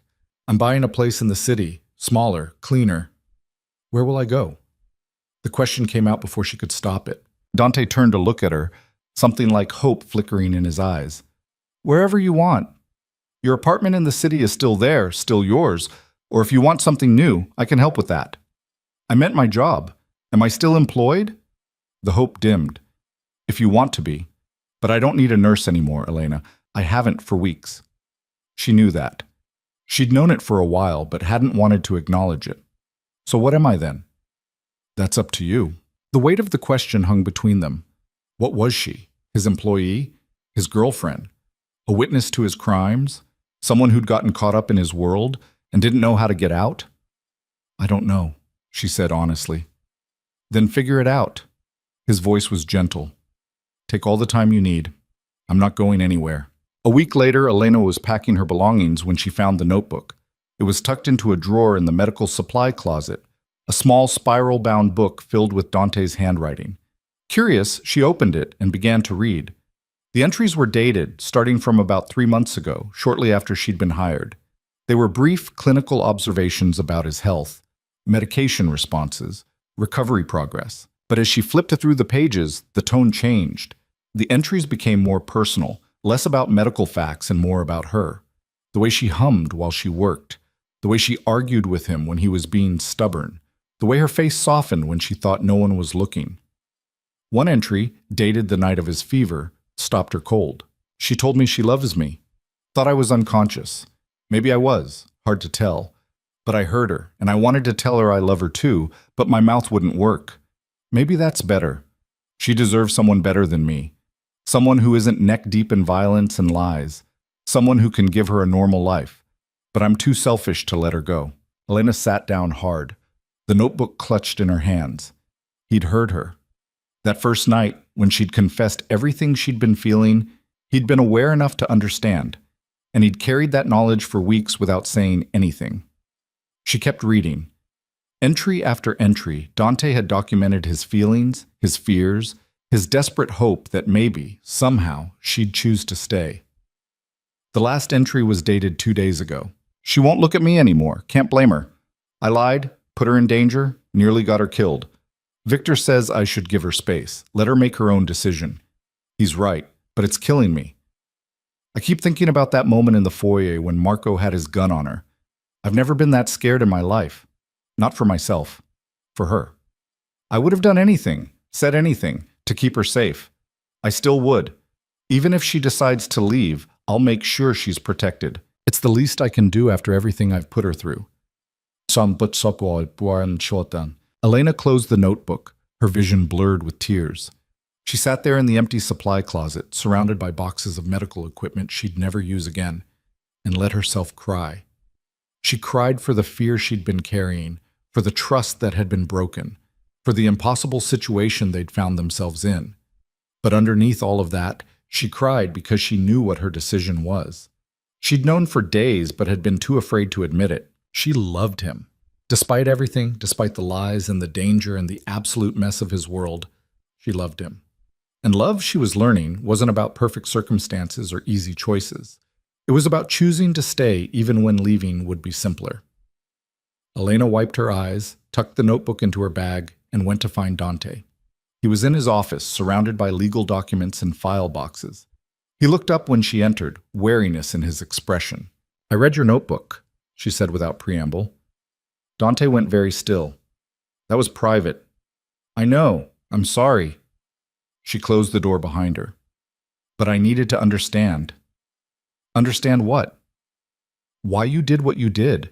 Why you kept lying even when it was tearing you apart. She crossed the room and sat on the edge of his desk. You were trying to protect me. That's not an excuse. No, it's not. But it's a reason. Elena took a breath. I'm not going to pretend I'm okay with what you did. I'm not.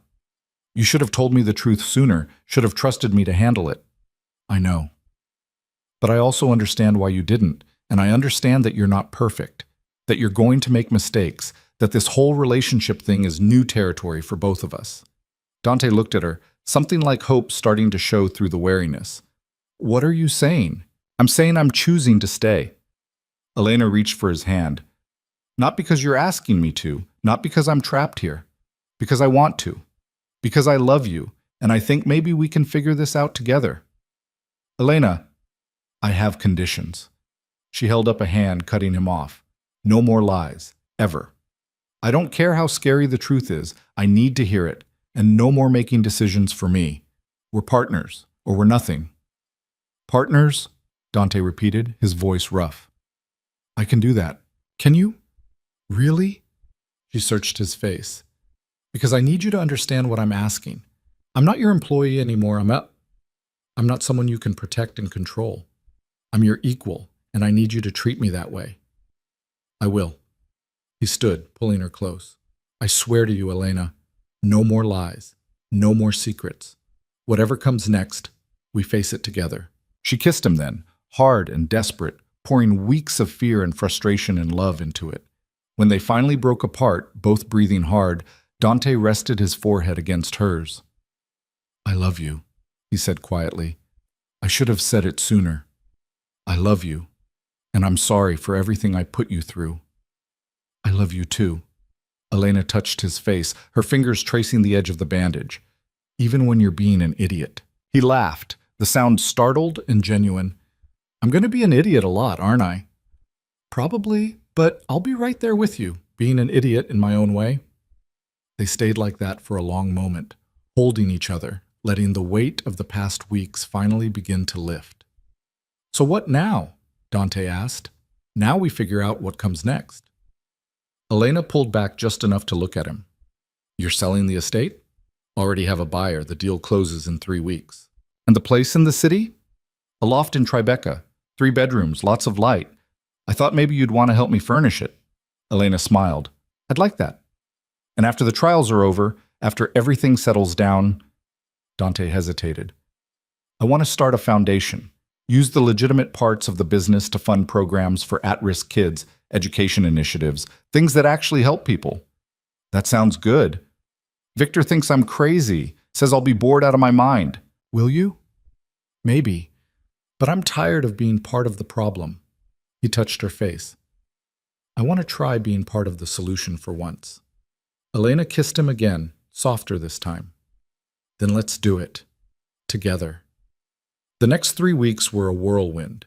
The estate was packed up, years of Dante's life condensed into boxes and storage units. Elena helped where she could, sorting through medical supplies, organizing files, making decisions about what to keep and what to donate. They spent their evenings in the library, talking about the future, making plans. Dante was nervous about the upcoming trials, worried about his testimony and what it might reveal about his past. Elena listened, offered support, and reminded him that he was doing the right thing.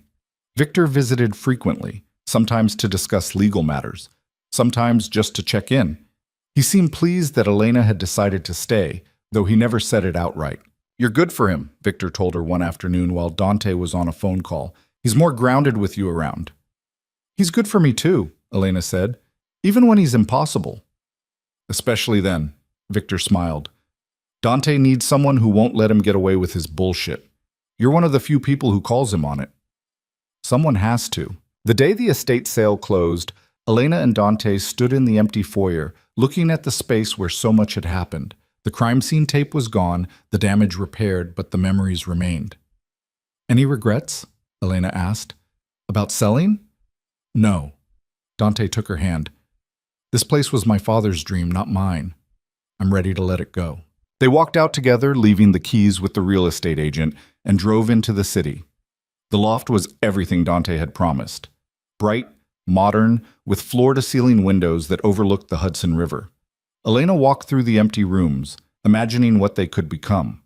A bedroom here, an office there, maybe a small gym, since Dante insisted on working out daily, and a guest room for when her sister visited. What do you think? Dante asked, coming up behind her. I think it's perfect. She turned in his arms. I think we can make it home. Yeah. He kissed her temple. We can. That night, they slept on an air mattress in the middle of the living room, surrounded by unpacked boxes.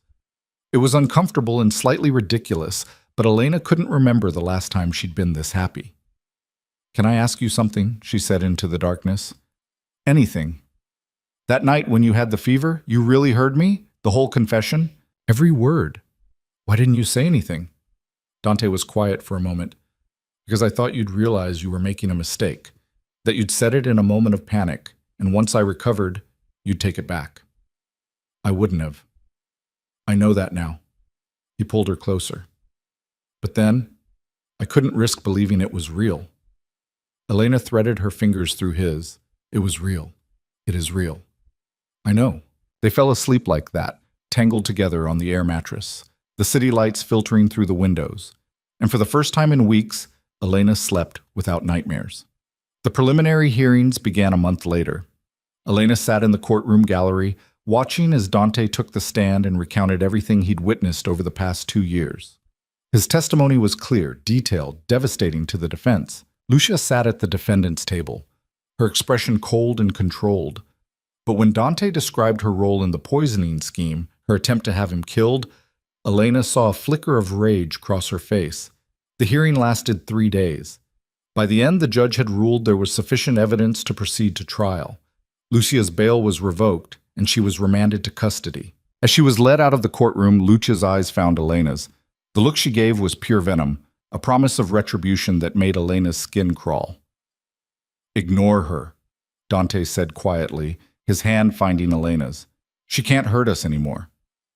"Are you sure about that?" "I'm sure." He squeezed her hand. "Victor's team is watching her. She won't get the chance." The actual trial was scheduled for 6 months later. In the meantime, Dante threw himself into setting up the foundation. He hired lawyers, accountants, program directors. Elena watched him work with a single-minded focus she'd only seen once before, when he'd been trying to stay alive through the poisoning. "You're obsessed," she told him one night as he pored over grant proposals at the kitchen table. "I'm committed." "You're obsessed." She took the papers out of his hands. "It's midnight. Come to bed." "I just need to finish." "No." She pulled him to his feet. "You need to sleep. The proposals will still be there tomorrow." He let her lead him to bed, and Elena curled into his side, listening to his heartbeat slow as he relaxed. "Thank you," he murmured into her hair. "For what?" "For keeping me sane. For reminding me there's more to life than work. Someone has to." She kissed his chest. "Besides, you'd do the same for me." In a heartbeat. They fell into a routine. Dante worked on the foundation during the day, and Elena started taking classes at the community college, thinking about maybe going back to school for her nursing degree. She'd let her license lapse years ago, distracted by life and bad relationships and a general sense of drifting. But now, with Dante's encouragement, she was thinking about the future again, thinking about what she wanted to build, who she wanted to become. "You should do it," Dante said when she mentioned going back to school. "You're brilliant. You'd make an incredible nurse practitioner. That's years of study. So, we have time. We have time." The phrase settled into Elena's chest like a warmth she hadn't known she was missing. For the first time in her life, she had someone who was committed to building a future with her, someone who saw her potential and pushed her to reach it. It was terrifying and exhilarating in equal measure. One evening, about 4 months after they'd moved into the loft, Victor came by with news. He looked tired, older than Elena remembered. "The trial date's being moved up," he said without preamble. "Lucia fired her legal team, hired new attorneys. They're pushing for an earlier date." "How much earlier?" Dante asked. 3 weeks, Dante swore softly. "Why the rush?" "Her new lawyers think they can discredit your testimony if they move fast, before the public forgets about the case." Victor sat down heavily. "They're going to argue that you were an unreliable witness, that your cooperation with the FBI was motivated by personal gain, that you fabricated evidence to save yourself. That's insane. That's defense strategy." Victor rubbed his eyes. "We need to prepare. Go over your testimony again. Make sure every detail is airtight." They spent the next 2 weeks in preparation. Dante met with prosecutors, reviewed evidence, practiced his testimony until he could recite it in his sleep. Elena watched him grow more tense with each passing day, the weight of what was coming settling over him like a shroud. The night before the trial, he couldn't sleep. Elena found him on the couch at 3 in the morning, staring out at the city lights. "Talk to me," she said, sitting beside him. "I'm going to have to tell them everything. About my father, about the things I did before I started cooperating with Victor. Things I'm not proud of." "I know. You might not want to stay after you hear it all." Elena took his face in her hands, forcing him to look at her. "I'm not going anywhere. Whatever you did, whatever you have to confess, it doesn't change how I feel about you." "You don't know that." "Yes, I do." She kissed him softly. "Because I've already seen the worst of your world, and I'm still here. Whatever comes out in that trial, we'll deal with it together." He held her tight, his face buried in her neck, and Elena felt him shake with the weight of it all. "I'm scared," he whispered. "I know. Me too." She stroked his hair. "But we're going to get through this, one day at a time." They stayed like that until dawn broke over the city, holding each other against the coming storm. The courthouse was a fortress of marble and glass, surrounded by news vans and reporters shouting questions at anyone who passed. Elena held tight to Dante's hand as they pushed through the crowd, Victor leading the way with 2 federal marshals flanking them. Inside, the air was thick with tension. Lawyers clustered in the hallways, whispering urgently. Court officers directed traffic. Witnesses waited on benches, their faces pale and anxious. Dante was scheduled to testify on the second day of the trial. The first day was procedural, opening statements and preliminary witnesses. Elena sat in the gallery, watching the prosecutors lay out their case against Lucia Marchetti with clinical precision. The evidence was damning. Financial records showing payments to Dr. Rosen and Dr. Chen. Recorded phone calls between Lucia and Marco Santoro. Security footage of Chen planting the bug in the medical supply closet. The contaminated supplement bottle with Lucia's fingerprints on the packaging. Lucia's defense team tried to poke holes, suggesting the evidence was fabricated, that Dante had manipulated the investigation for his own gain. But the facts were solid, built on 2 years of careful documentation. When court adjourned for the day, Elena met Dante outside the courtroom. He looked exhausted, his jaw tight with stress. "How bad was it?" he asked. "They made a strong case, but her lawyers are good. They're going to come at you hard tomorrow." "I know." Dante scrubbed a hand over his face. "Victor briefed me. They're going to try to paint me as the real criminal, say I set Lucia up to take the fall. Will the jury believe that? I don't know. Depends on how convincing I am on the stand." They went home to the loft, and Elena made dinner while Dante reviewed his notes one more time. Neither of them ate much. The weight of tomorrow hung over everything. That night, Elena woke to find Dante's side of the bed empty. She found him in the living room, staring at the city lights again. "Can't turn your brain off?" she asked, sitting beside him. "Every time I close my eyes, I see tomorrow playing out. All the ways it could go wrong. Or all the ways it could go right." He looked at her, something fragile in his expression. "What if they don't believe me? What if Lucia walks? Then we deal with it. But Dante, you're telling the truth. That has to count for something. Truth doesn't always win, not in courtrooms." "Maybe not, but you're not doing this alone." Elena took his hand. "I'll be right there in that gallery. Victor will be there. The prosecutors believe in this case. You have people on your side." "I've never had that before," he said quietly. "People on my side? Not really." "You have it now." He pulled her close, and they sat in silence until the first light of dawn crept through the windows. The courtroom was packed when they arrived. Elena recognized some faces from the preliminary hearings, but there were new people too. Reporters, law students, members of Lucia's family glaring from the back rows. Dante was called to the stand mid-morning. Elena watched him take the oath, his hand steady on the Bible, his voice clear. He looked calm, controlled, but she knew him well enough to see the tension in his shoulders. The prosecutor started with basic questions: name, occupation, relationship to the defendant. Dante answered each one precisely, his tone professional. Then came the harder questions. The prosecutor walked him through the poisoning, the discovery of the contaminated supplements, the surveillance operation. Dante's testimony was methodical, citing dates and times and specific conversations. And can you identify who was responsible for orchestrating this attempt on your life? The prosecutor asked. Lucia Marchetti. Dante's eyes didn't waver. She paid Dr. Rosen to administer the contaminated supplements. When that didn't work fast enough, she brought in Dr. Chen to plant surveillance and coordinate with Marco Santoro for a more direct approach. How do you know this? Because I was working undercover with the FBI for 2 years, helping to build a case against organized crime in New York. Lucia was one of our primary targets. A murmur ran through the courtroom. Lucia's expression remained frozen, but Elena saw her hands clench on the table. The prosecutor continued, leading Dante through the evidence. The recordings, the financial transactions, the surveillance footage. Dante answered every question with the same calm precision, never hesitating, never showing doubt. Then came the cross-examination. Lucia's lead attorney was a woman in her 50s with sharp eyes and a sharper tongue. She approached the stand like a predator circling prey.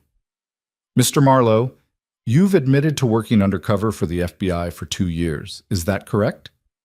Yes. And during those 2 years, you continued to run a criminal enterprise, did you not? I maintained operations while gathering evidence, yes. So you broke the law, repeatedly, while claiming to be helping law enforcement. I was granted immunity for activities conducted as part of the investigation. How convenient. The attorney's smile was cold. Tell me, Mr. Marlowe, how much money did you make during those 2 years of illegal activity? Objection, the prosecutor called. Relevance?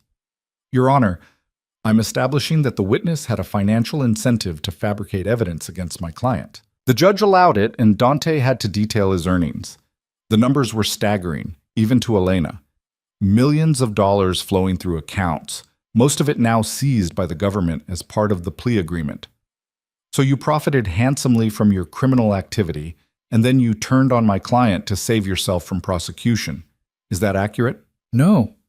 I cooperated with the FBI because I wanted to dismantle the organization that my father built, an organization that Lucia Marchetti was trying to take control of through murder. Or perhaps you wanted to eliminate your competition and keep all the profits for yourself. That's not true, isn't it? You've admitted to lying for 2 years, maintaining a false identity, deceiving everyone around you. Why should this jury believe anything you say now? Dante's jaw tightened, but his voice remained steady. Because I have evidence, recordings, financial documents, testimony from other witnesses. This isn't just my word against hers. The attorney shifted tactics, going after his character. She brought up his father's criminal history, the violence associated with the organization, incidents from Dante's past that made Elena's stomach turn. A man beaten nearly to death over a gambling debt. A warehouse fire that killed 2 people. Dante admitted to knowing about these things, to being complicit in a world built on fear and violence. Elena watched the jury's faces change as the attorney painted Dante as a monster who'd simply found a convenient way to eliminate his enemies. Some of them looked disgusted.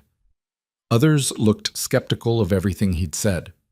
By the time the cross-examination ended, Dante looked hollowed out. He stepped down from the stand and walked past Elena without meeting her eyes. During the lunch recess, she found him in a small conference room with Victor. Dante was leaning against the wall, his eyes closed, breathing hard. You did well, Victor said.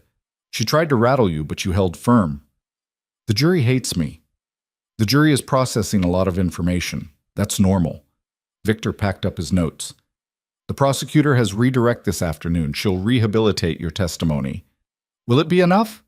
I don't know, but we knew this wouldn't be easy. After Victor left, Elena approached Dante.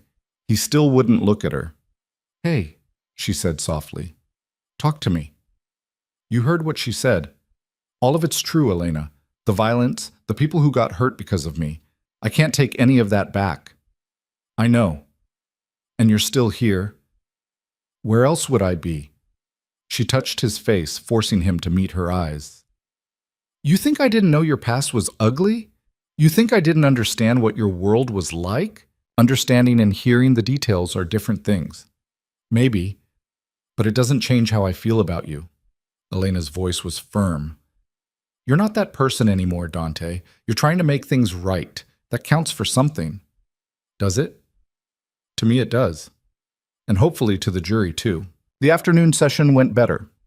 The prosecutor walked Dante through his decision to cooperate with the FBI, The risks he'd taken, the evidence he'd gathered at personal cost. She emphasized that he'd come forward voluntarily, that he'd been offered no special treatment beyond immunity for cooperation. "Mr. Marlowe, why did you decide to work with the FBI?" she asked. Dante was quiet for a moment. "Because I was tired of being part of something that destroyed lives. My father built an empire on fear and violence, and I inherited that. For a long time I told myself I could change it from the inside, make it less brutal. But that was a lie. You can't clean up something that's rotten at its core. The only way to fix it was to tear it down completely." "And Miss Marchetti didn't want that?" "No. Lucia wanted to expand operations, make them more profitable. When I started shutting down the illegal parts of the business, she saw it as a threat to her income and power. So she decided to eliminate me." "Why target you directly? Why not just walk away?" "Because I knew too much. If she let me live and complete the transition to legitimate business, I could have testified against her later. She needed me dead or incapacitated before that could happen." The prosecutor nodded. No further questions. The trial continued for another week. Other witnesses testified. Dr. Chen took the stand and described in detail how Lucia had recruited him, what she'd paid him, how he'd administered the poisoned supplements and planted the surveillance. His testimony corroborated everything Dante had said. Victor testified about the FBI investigation, the evidence they'd collected, the independent verification of Dante's claims. The financial expert testified about the money trail. The forensic analyst testified about the contaminated supplements. Piece by piece, the prosecution built an overwhelming case. Lucia's defense tried to fight back, calling character witnesses who painted her as a legitimate businesswoman unfairly targeted by a corrupt informant. But their case felt thin, desperate. On the final day of testimony, Lucia herself took the stand. She was poised, articulate, denying everything with the kind of confidence that came from years of lying convincingly. She claimed Dante had fabricated the evidence out of jealousy and greed, that the FBI had been duped by a master manipulator. But under cross-examination, cracks appeared. The prosecutor walked her through the financial records, the phone calls, the meetings with Marco Santoro. Lucia had explanations for everything, but they grew increasingly elaborate, increasingly implausible. When she finally stepped down, Elena could see the doubt in the jury's faces. Closing arguments took another full day. The prosecutor was methodical, walking the jury through every piece of evidence, every witness, every damning detail. Lucia's attorney gave an impassioned speech about reasonable doubt, about not trusting the word of an admitted criminal. Then the jury was sent to deliberate. The wait was excruciating. Elena and Dante went back to the loft, but neither of them could settle. They tried to watch television, tried to read, tried to distract themselves with anything that would make the hours pass faster. Victor called periodically with updates. The jury had requested to review certain pieces of evidence. They'd sent questions to the judge. They were still deliberating. On the second day of deliberations, Elena woke to find Dante in the kitchen making coffee at 5 in the morning. "Couldn't sleep?" she asked. "Haven't slept in 2 days." He poured her a cup. "What if they come back with not guilty? What if all of this was for nothing?" "Then at least you tried. At least you told the truth." "The truth didn't save those people my father hurt. It didn't undo the damage I was part of." Elena set down her coffee and took his hands. "No, it didn't. You can't change the past, Dante. None of us can. But you can choose who you want to be going forward. That's what matters." "Is it? Is choosing to be better enough?" "I think it's a start." She pulled him close. "And I think you're being too hard on yourself. You're not perfect. You've made mistakes, done things you regret, but you're trying to make amends. That takes courage." He held her tight, his face buried in her hair. "I don't know what I'd do without you." "Good thing you don't have to find out." The call came that afternoon. The jury had reached a verdict. They rushed back to the courthouse, Elena's heart pounding so hard she thought it might burst from her chest. The courtroom filled quickly, everyone sensing that the end was near. The jury filed in, their faces unreadable. The judge asked if they'd reached a verdict, and the foreman stood. "We have, Your Honor." "On the charge of attempted murder, how do you find?" "Guilty." Elena felt Dante's hand tighten on hers. Around them, the courtroom erupted in whispers. The foreman continued. "On the charge of conspiracy to commit murder, guilty."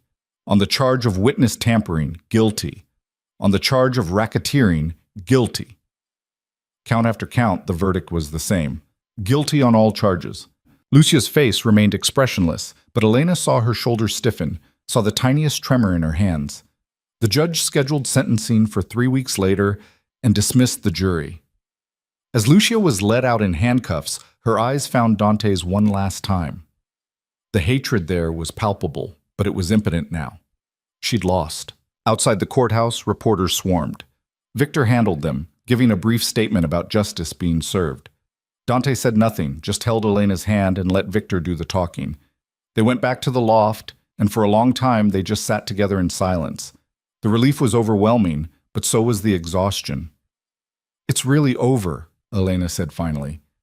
"The trial is. The sentencing still has to happen. But she's been convicted. She's going to prison." "Yeah." Dante pulled her into his lap. "She is. How do you feel?" "I don't know. Empty, maybe? Like I've been carrying this weight for so long that now it's gone. I don't know what to do with myself." Elena understood. They'd been living in crisis mode for months. Now the crisis was over, and they had to figure out what normal looked like. "We take it one day at a time," she said. "We build the foundation. We build our life. We figure out who we are when we're not just trying to survive." "That sounds good." He kissed her forehead. "Scary, but good." 3 weeks later, they returned to the courthouse for sentencing. The judge was not lenient. Lucia Marchetti was sentenced to 45 years in federal prison without possibility of parole. She'd be in her 90s before she could even dream of freedom. This time when Lucia was led away, she didn't look back. After the sentencing, Victor took them to dinner at an expensive restaurant overlooking the river. He ordered champagne and raised his glass.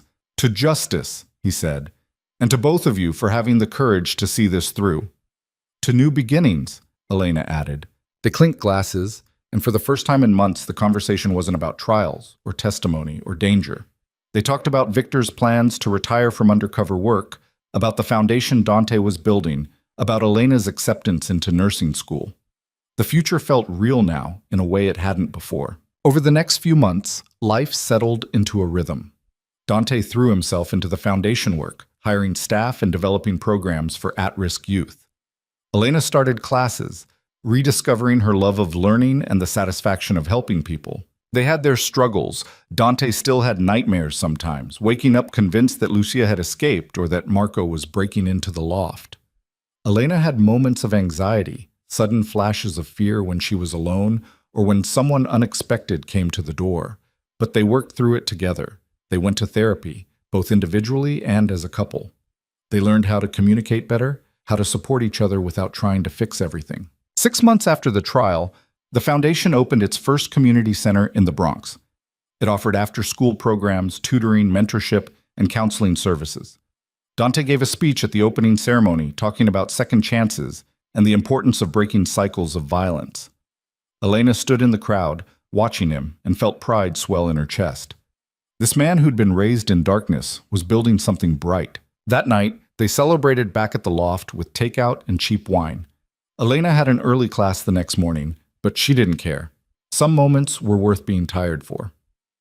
"I have something for you," Dante said after they'd finished eating. He pulled out a small box, and Elena's heart jumped into her throat. But when he opened it, it wasn't a ring. It was a key. "I want you to officially move in," he said. "I know you're here most nights anyway, but I want it to be real. I want this to be our home, not just my place that you crash at." Elena took the key, her eyes stinging with tears. "You're sure?" "I've never been more sure of anything." He pulled her close. "I love you, Elena. I want to build a life with you, a real one, not just surviving crisis to crisis." "I love you too." She kissed him, tasting salt from her own tears. "And yes, I'll move in, officially." They sealed the deal by making love on the couch, clumsy and laughing when they nearly fell off. It wasn't perfect or smooth, but it was real. It was theirs. A year after the trial, Elena graduated from her nursing program with honors. Dante was there in the audience, cheering louder than anyone when her name was called. Afterward, they went to dinner with Victor, who'd become something like family over the past months. "I'm proud of you both," Victor said over dessert. You've built something good here. We're trying, Dante said. That's all any of us can do. Victor raised his glass. To trying. They drank to that, and Elena thought about how far they'd come. From a sickbed confession to a gunfight in the foyer to a quiet dinner celebrating small victories. The path hadn't been straight or easy, but they'd walked it together. 2 years after the trial, Dante proposed. Not with fanfare or an elaborate setup, but on a random Tuesday morning while they were making breakfast. He'd burned the eggs, and Elena was teasing him about it, and he just turned to her and said, "Marry me." She'd stared at him, spatula in hand, sure she'd misheard. What? Marry me. I know I don't have a ring yet, and this isn't romantic, and I'm standing here with burnt eggs, but I don't want to wait for the perfect moment because our whole relationship has been imperfect and messy and real. He took her hands. I love you, Elena. I want to spend the rest of my life with you. Will you marry me? She said yes through tears and laughter, and they abandoned the burnt eggs to dance around the kitchen like idiots. The wedding was small, just close friends and Elena's family. Victor officiated, and the ceremony was held in the community center Dante had built. Elena wore a simple dress, and Dante wore a suit that he kept fidgeting with nervously. When they exchanged vows, Elena promised to be his partner, his equal, his constant reminder that he was worthy of love. Dante promised to be honest, to trust her with the truth, to build a life worthy of the second chance he'd been given. They sealed it with a kiss, and the small crowd cheered. At the reception, Elena's sister pulled her aside. He's good for you, she said. I wasn't sure at first with everything that happened, but he's good for you. He is, Elena agreed. And I'm good for him. Yeah, you are. They danced until late, and when they finally left, rice and confetti sticking to their clothes, Elena felt something she hadn't felt in years. Complete and utter happiness. Life after the wedding wasn't perfect. Dante still struggled with his past, with moments of guilt and self-doubt. The foundation faced funding challenges and political pushback. Elena's nursing job at a community clinic was demanding and often heartbreaking, but they faced it together. On the hard days, they leaned on each other. On the good days, they celebrated. And slowly, they built a life that was worth all the struggle it had taken to get there. 3 years after the wedding, Elena found out she was pregnant. She'd been feeling off for weeks, tired and nauseous, and when the test came back positive, she stared at it for a long time before believing it was real. She told Dante that night over dinner. He'd been talking about a new program proposal, and she just blurted it out. I'm pregnant. He stopped mid-sentence, his fork halfway to his mouth. What? I'm pregnant. About 8 weeks, I think. The fork clattered to the plate. Dante stood, came around the table, and pulled her into his arms. Are you serious? I'm serious. He held her tight, and when he pulled back, there were tears on his face. We're having a baby. We're having a baby. They cried together, laughing and holding each other, overwhelmed by the enormity of it. The pregnancy was not easy. Elena had horrible morning sickness that lasted well into the second trimester. She was exhausted all the time, and her feet swelled up so bad that she couldn't wear real shoes for the last 2 months. Dante fussed over her constantly, driving her crazy with his overprotectiveness. But she knew it came from a place of love, so she tried to be patient. Their daughter was born on a rainy October morning, 7 pounds and 5 ounces of perfect. They named her Grace, because that's what she was. A grace neither of them felt they deserved, but were grateful for anyway. Dante held her for the first time with shaking hands, tears streaming down his face. She's so small. She's perfect, Elena said from the hospital bed. She is. He looked at Elena, his expression full of wonder and fear. What if I screw this up? You won't. We won't. Elena reached for his hand. We'll figure it out together, just like everything else. They brought Grace home to the loft, and life became a blur of feedings and diaper changes and sleepless nights. It was exhausting and overwhelming, and the best thing either of them had ever done. Victor visited frequently, bringing gifts and offering advice with the kind of gentle wisdom that surprised them both. You're going to be great parents, he said, holding Grace while Elena tried to eat dinner with both hands for the first time in days. I hope so, Dante said. You will be. You already are. Watching Dante with their daughter, Elena saw the final pieces of his transformation. This man who'd been raised in violence was so gentle with Grace, so patient. He sang to her in the middle of the night when she wouldn't sleep. He changed diapers without complaint. He read her stories in silly voices that made Elena laugh from the other room. He was a good father, not perfect, but good. And that was enough. On Grace's first birthday, they threw a party at the community center. The place was packed with friends, staff from the foundation, families from the neighborhood. It was loud and chaotic and full of joy. Elena stood at the edge of it all, watching Dante hold Grace while she smashed cake into her face, and felt a deep sense of contentment. This was what they'd built. Not just the foundation or the programs or the community center, but this. A family, a life, a future built on honesty and love and the courage to keep trying even when things got hard. Victor found her there, handing her a glass of champagne. "Penny for your thoughts. Just thinking about how far we've come. You've both come a long way." Victor watched Dante with Grace, a small smile on his face. "I remember when I first approached him about working with the FBI. He was so angry, so bitter about the life he'd inherited. I wasn't sure he'd survive the operation, let alone come out the other side better for it." "What changed?" "You did." Victor looked at her. "You gave him a reason to want to be better. Before you, he was doing it out of obligation. After you, he was doing it because he wanted to deserve you."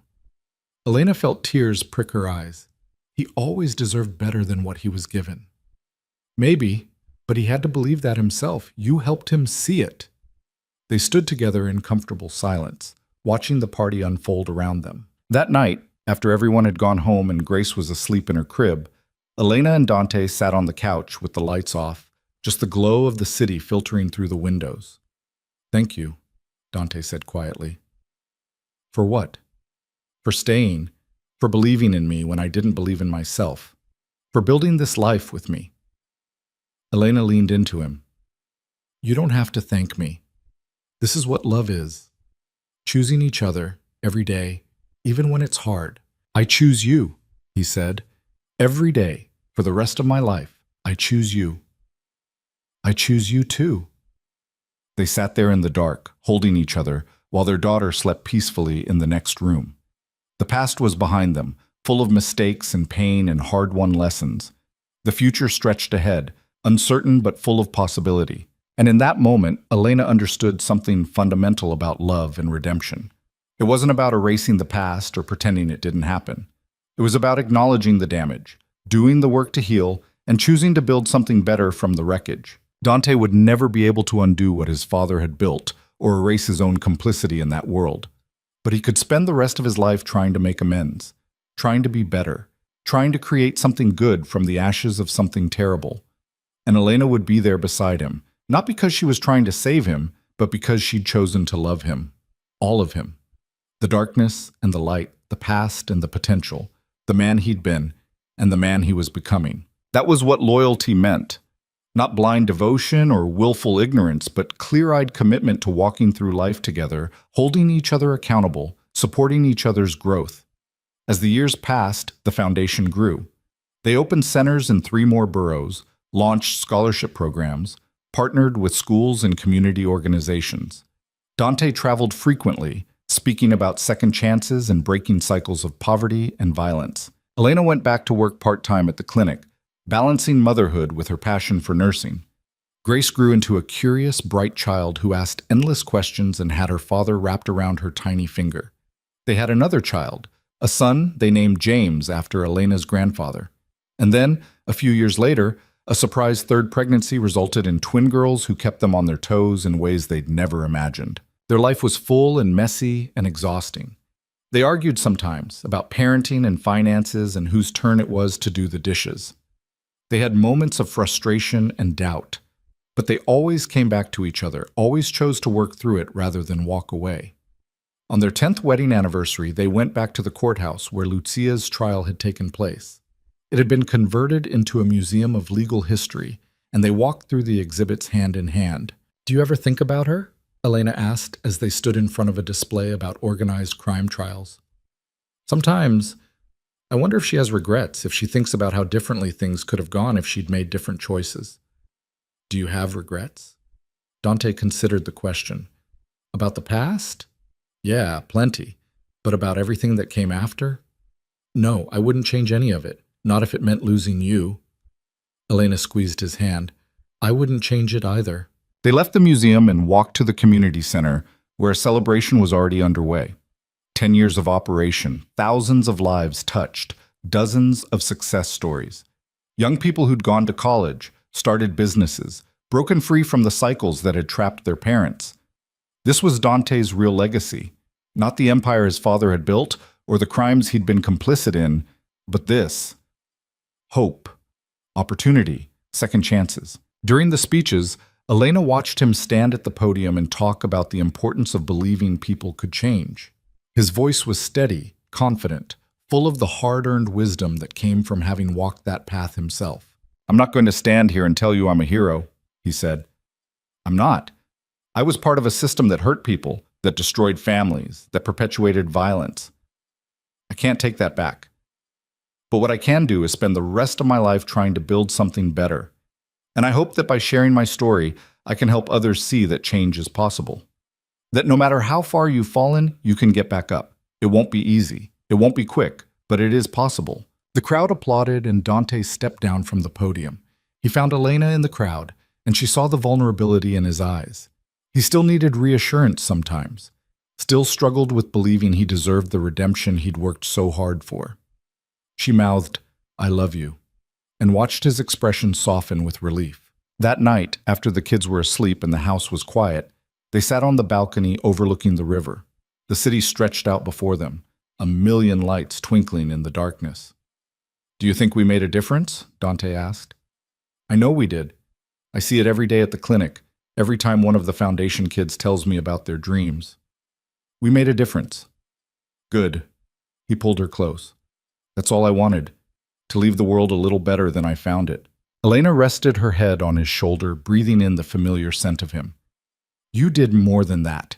You broke a cycle. You chose to be different than what you were taught to be. That takes real courage. I had help.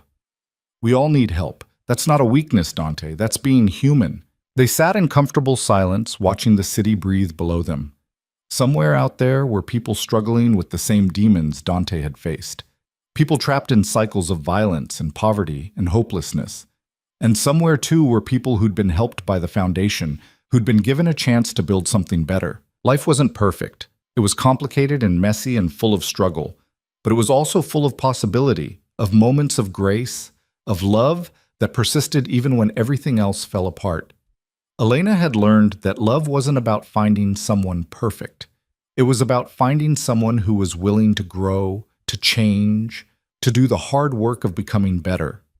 And it was about being that person yourself, showing up every day and choosing to be honest and present and committed. Dante had taught her that people were capable of profound change if they had the courage to face their past and the support to build a different future. And she'd taught him that he was worthy of love, that his mistakes didn't define him, that he could be more than the circumstances of his birth. Together, they'd built something neither of them could have created alone. A life, a family, a legacy of hope. As they sat there in the darkness, Dante's hand found hers, their fingers interlacing with the ease of long practice. No words were needed. They'd said everything that mattered already, in 1,000 small moments over the years. The future stretched ahead, uncertain but no longer frightening. They'd face it the same way they'd faced everything else. Together, with honesty and courage, and the kind of love that chose to stay even when leaving would be easier.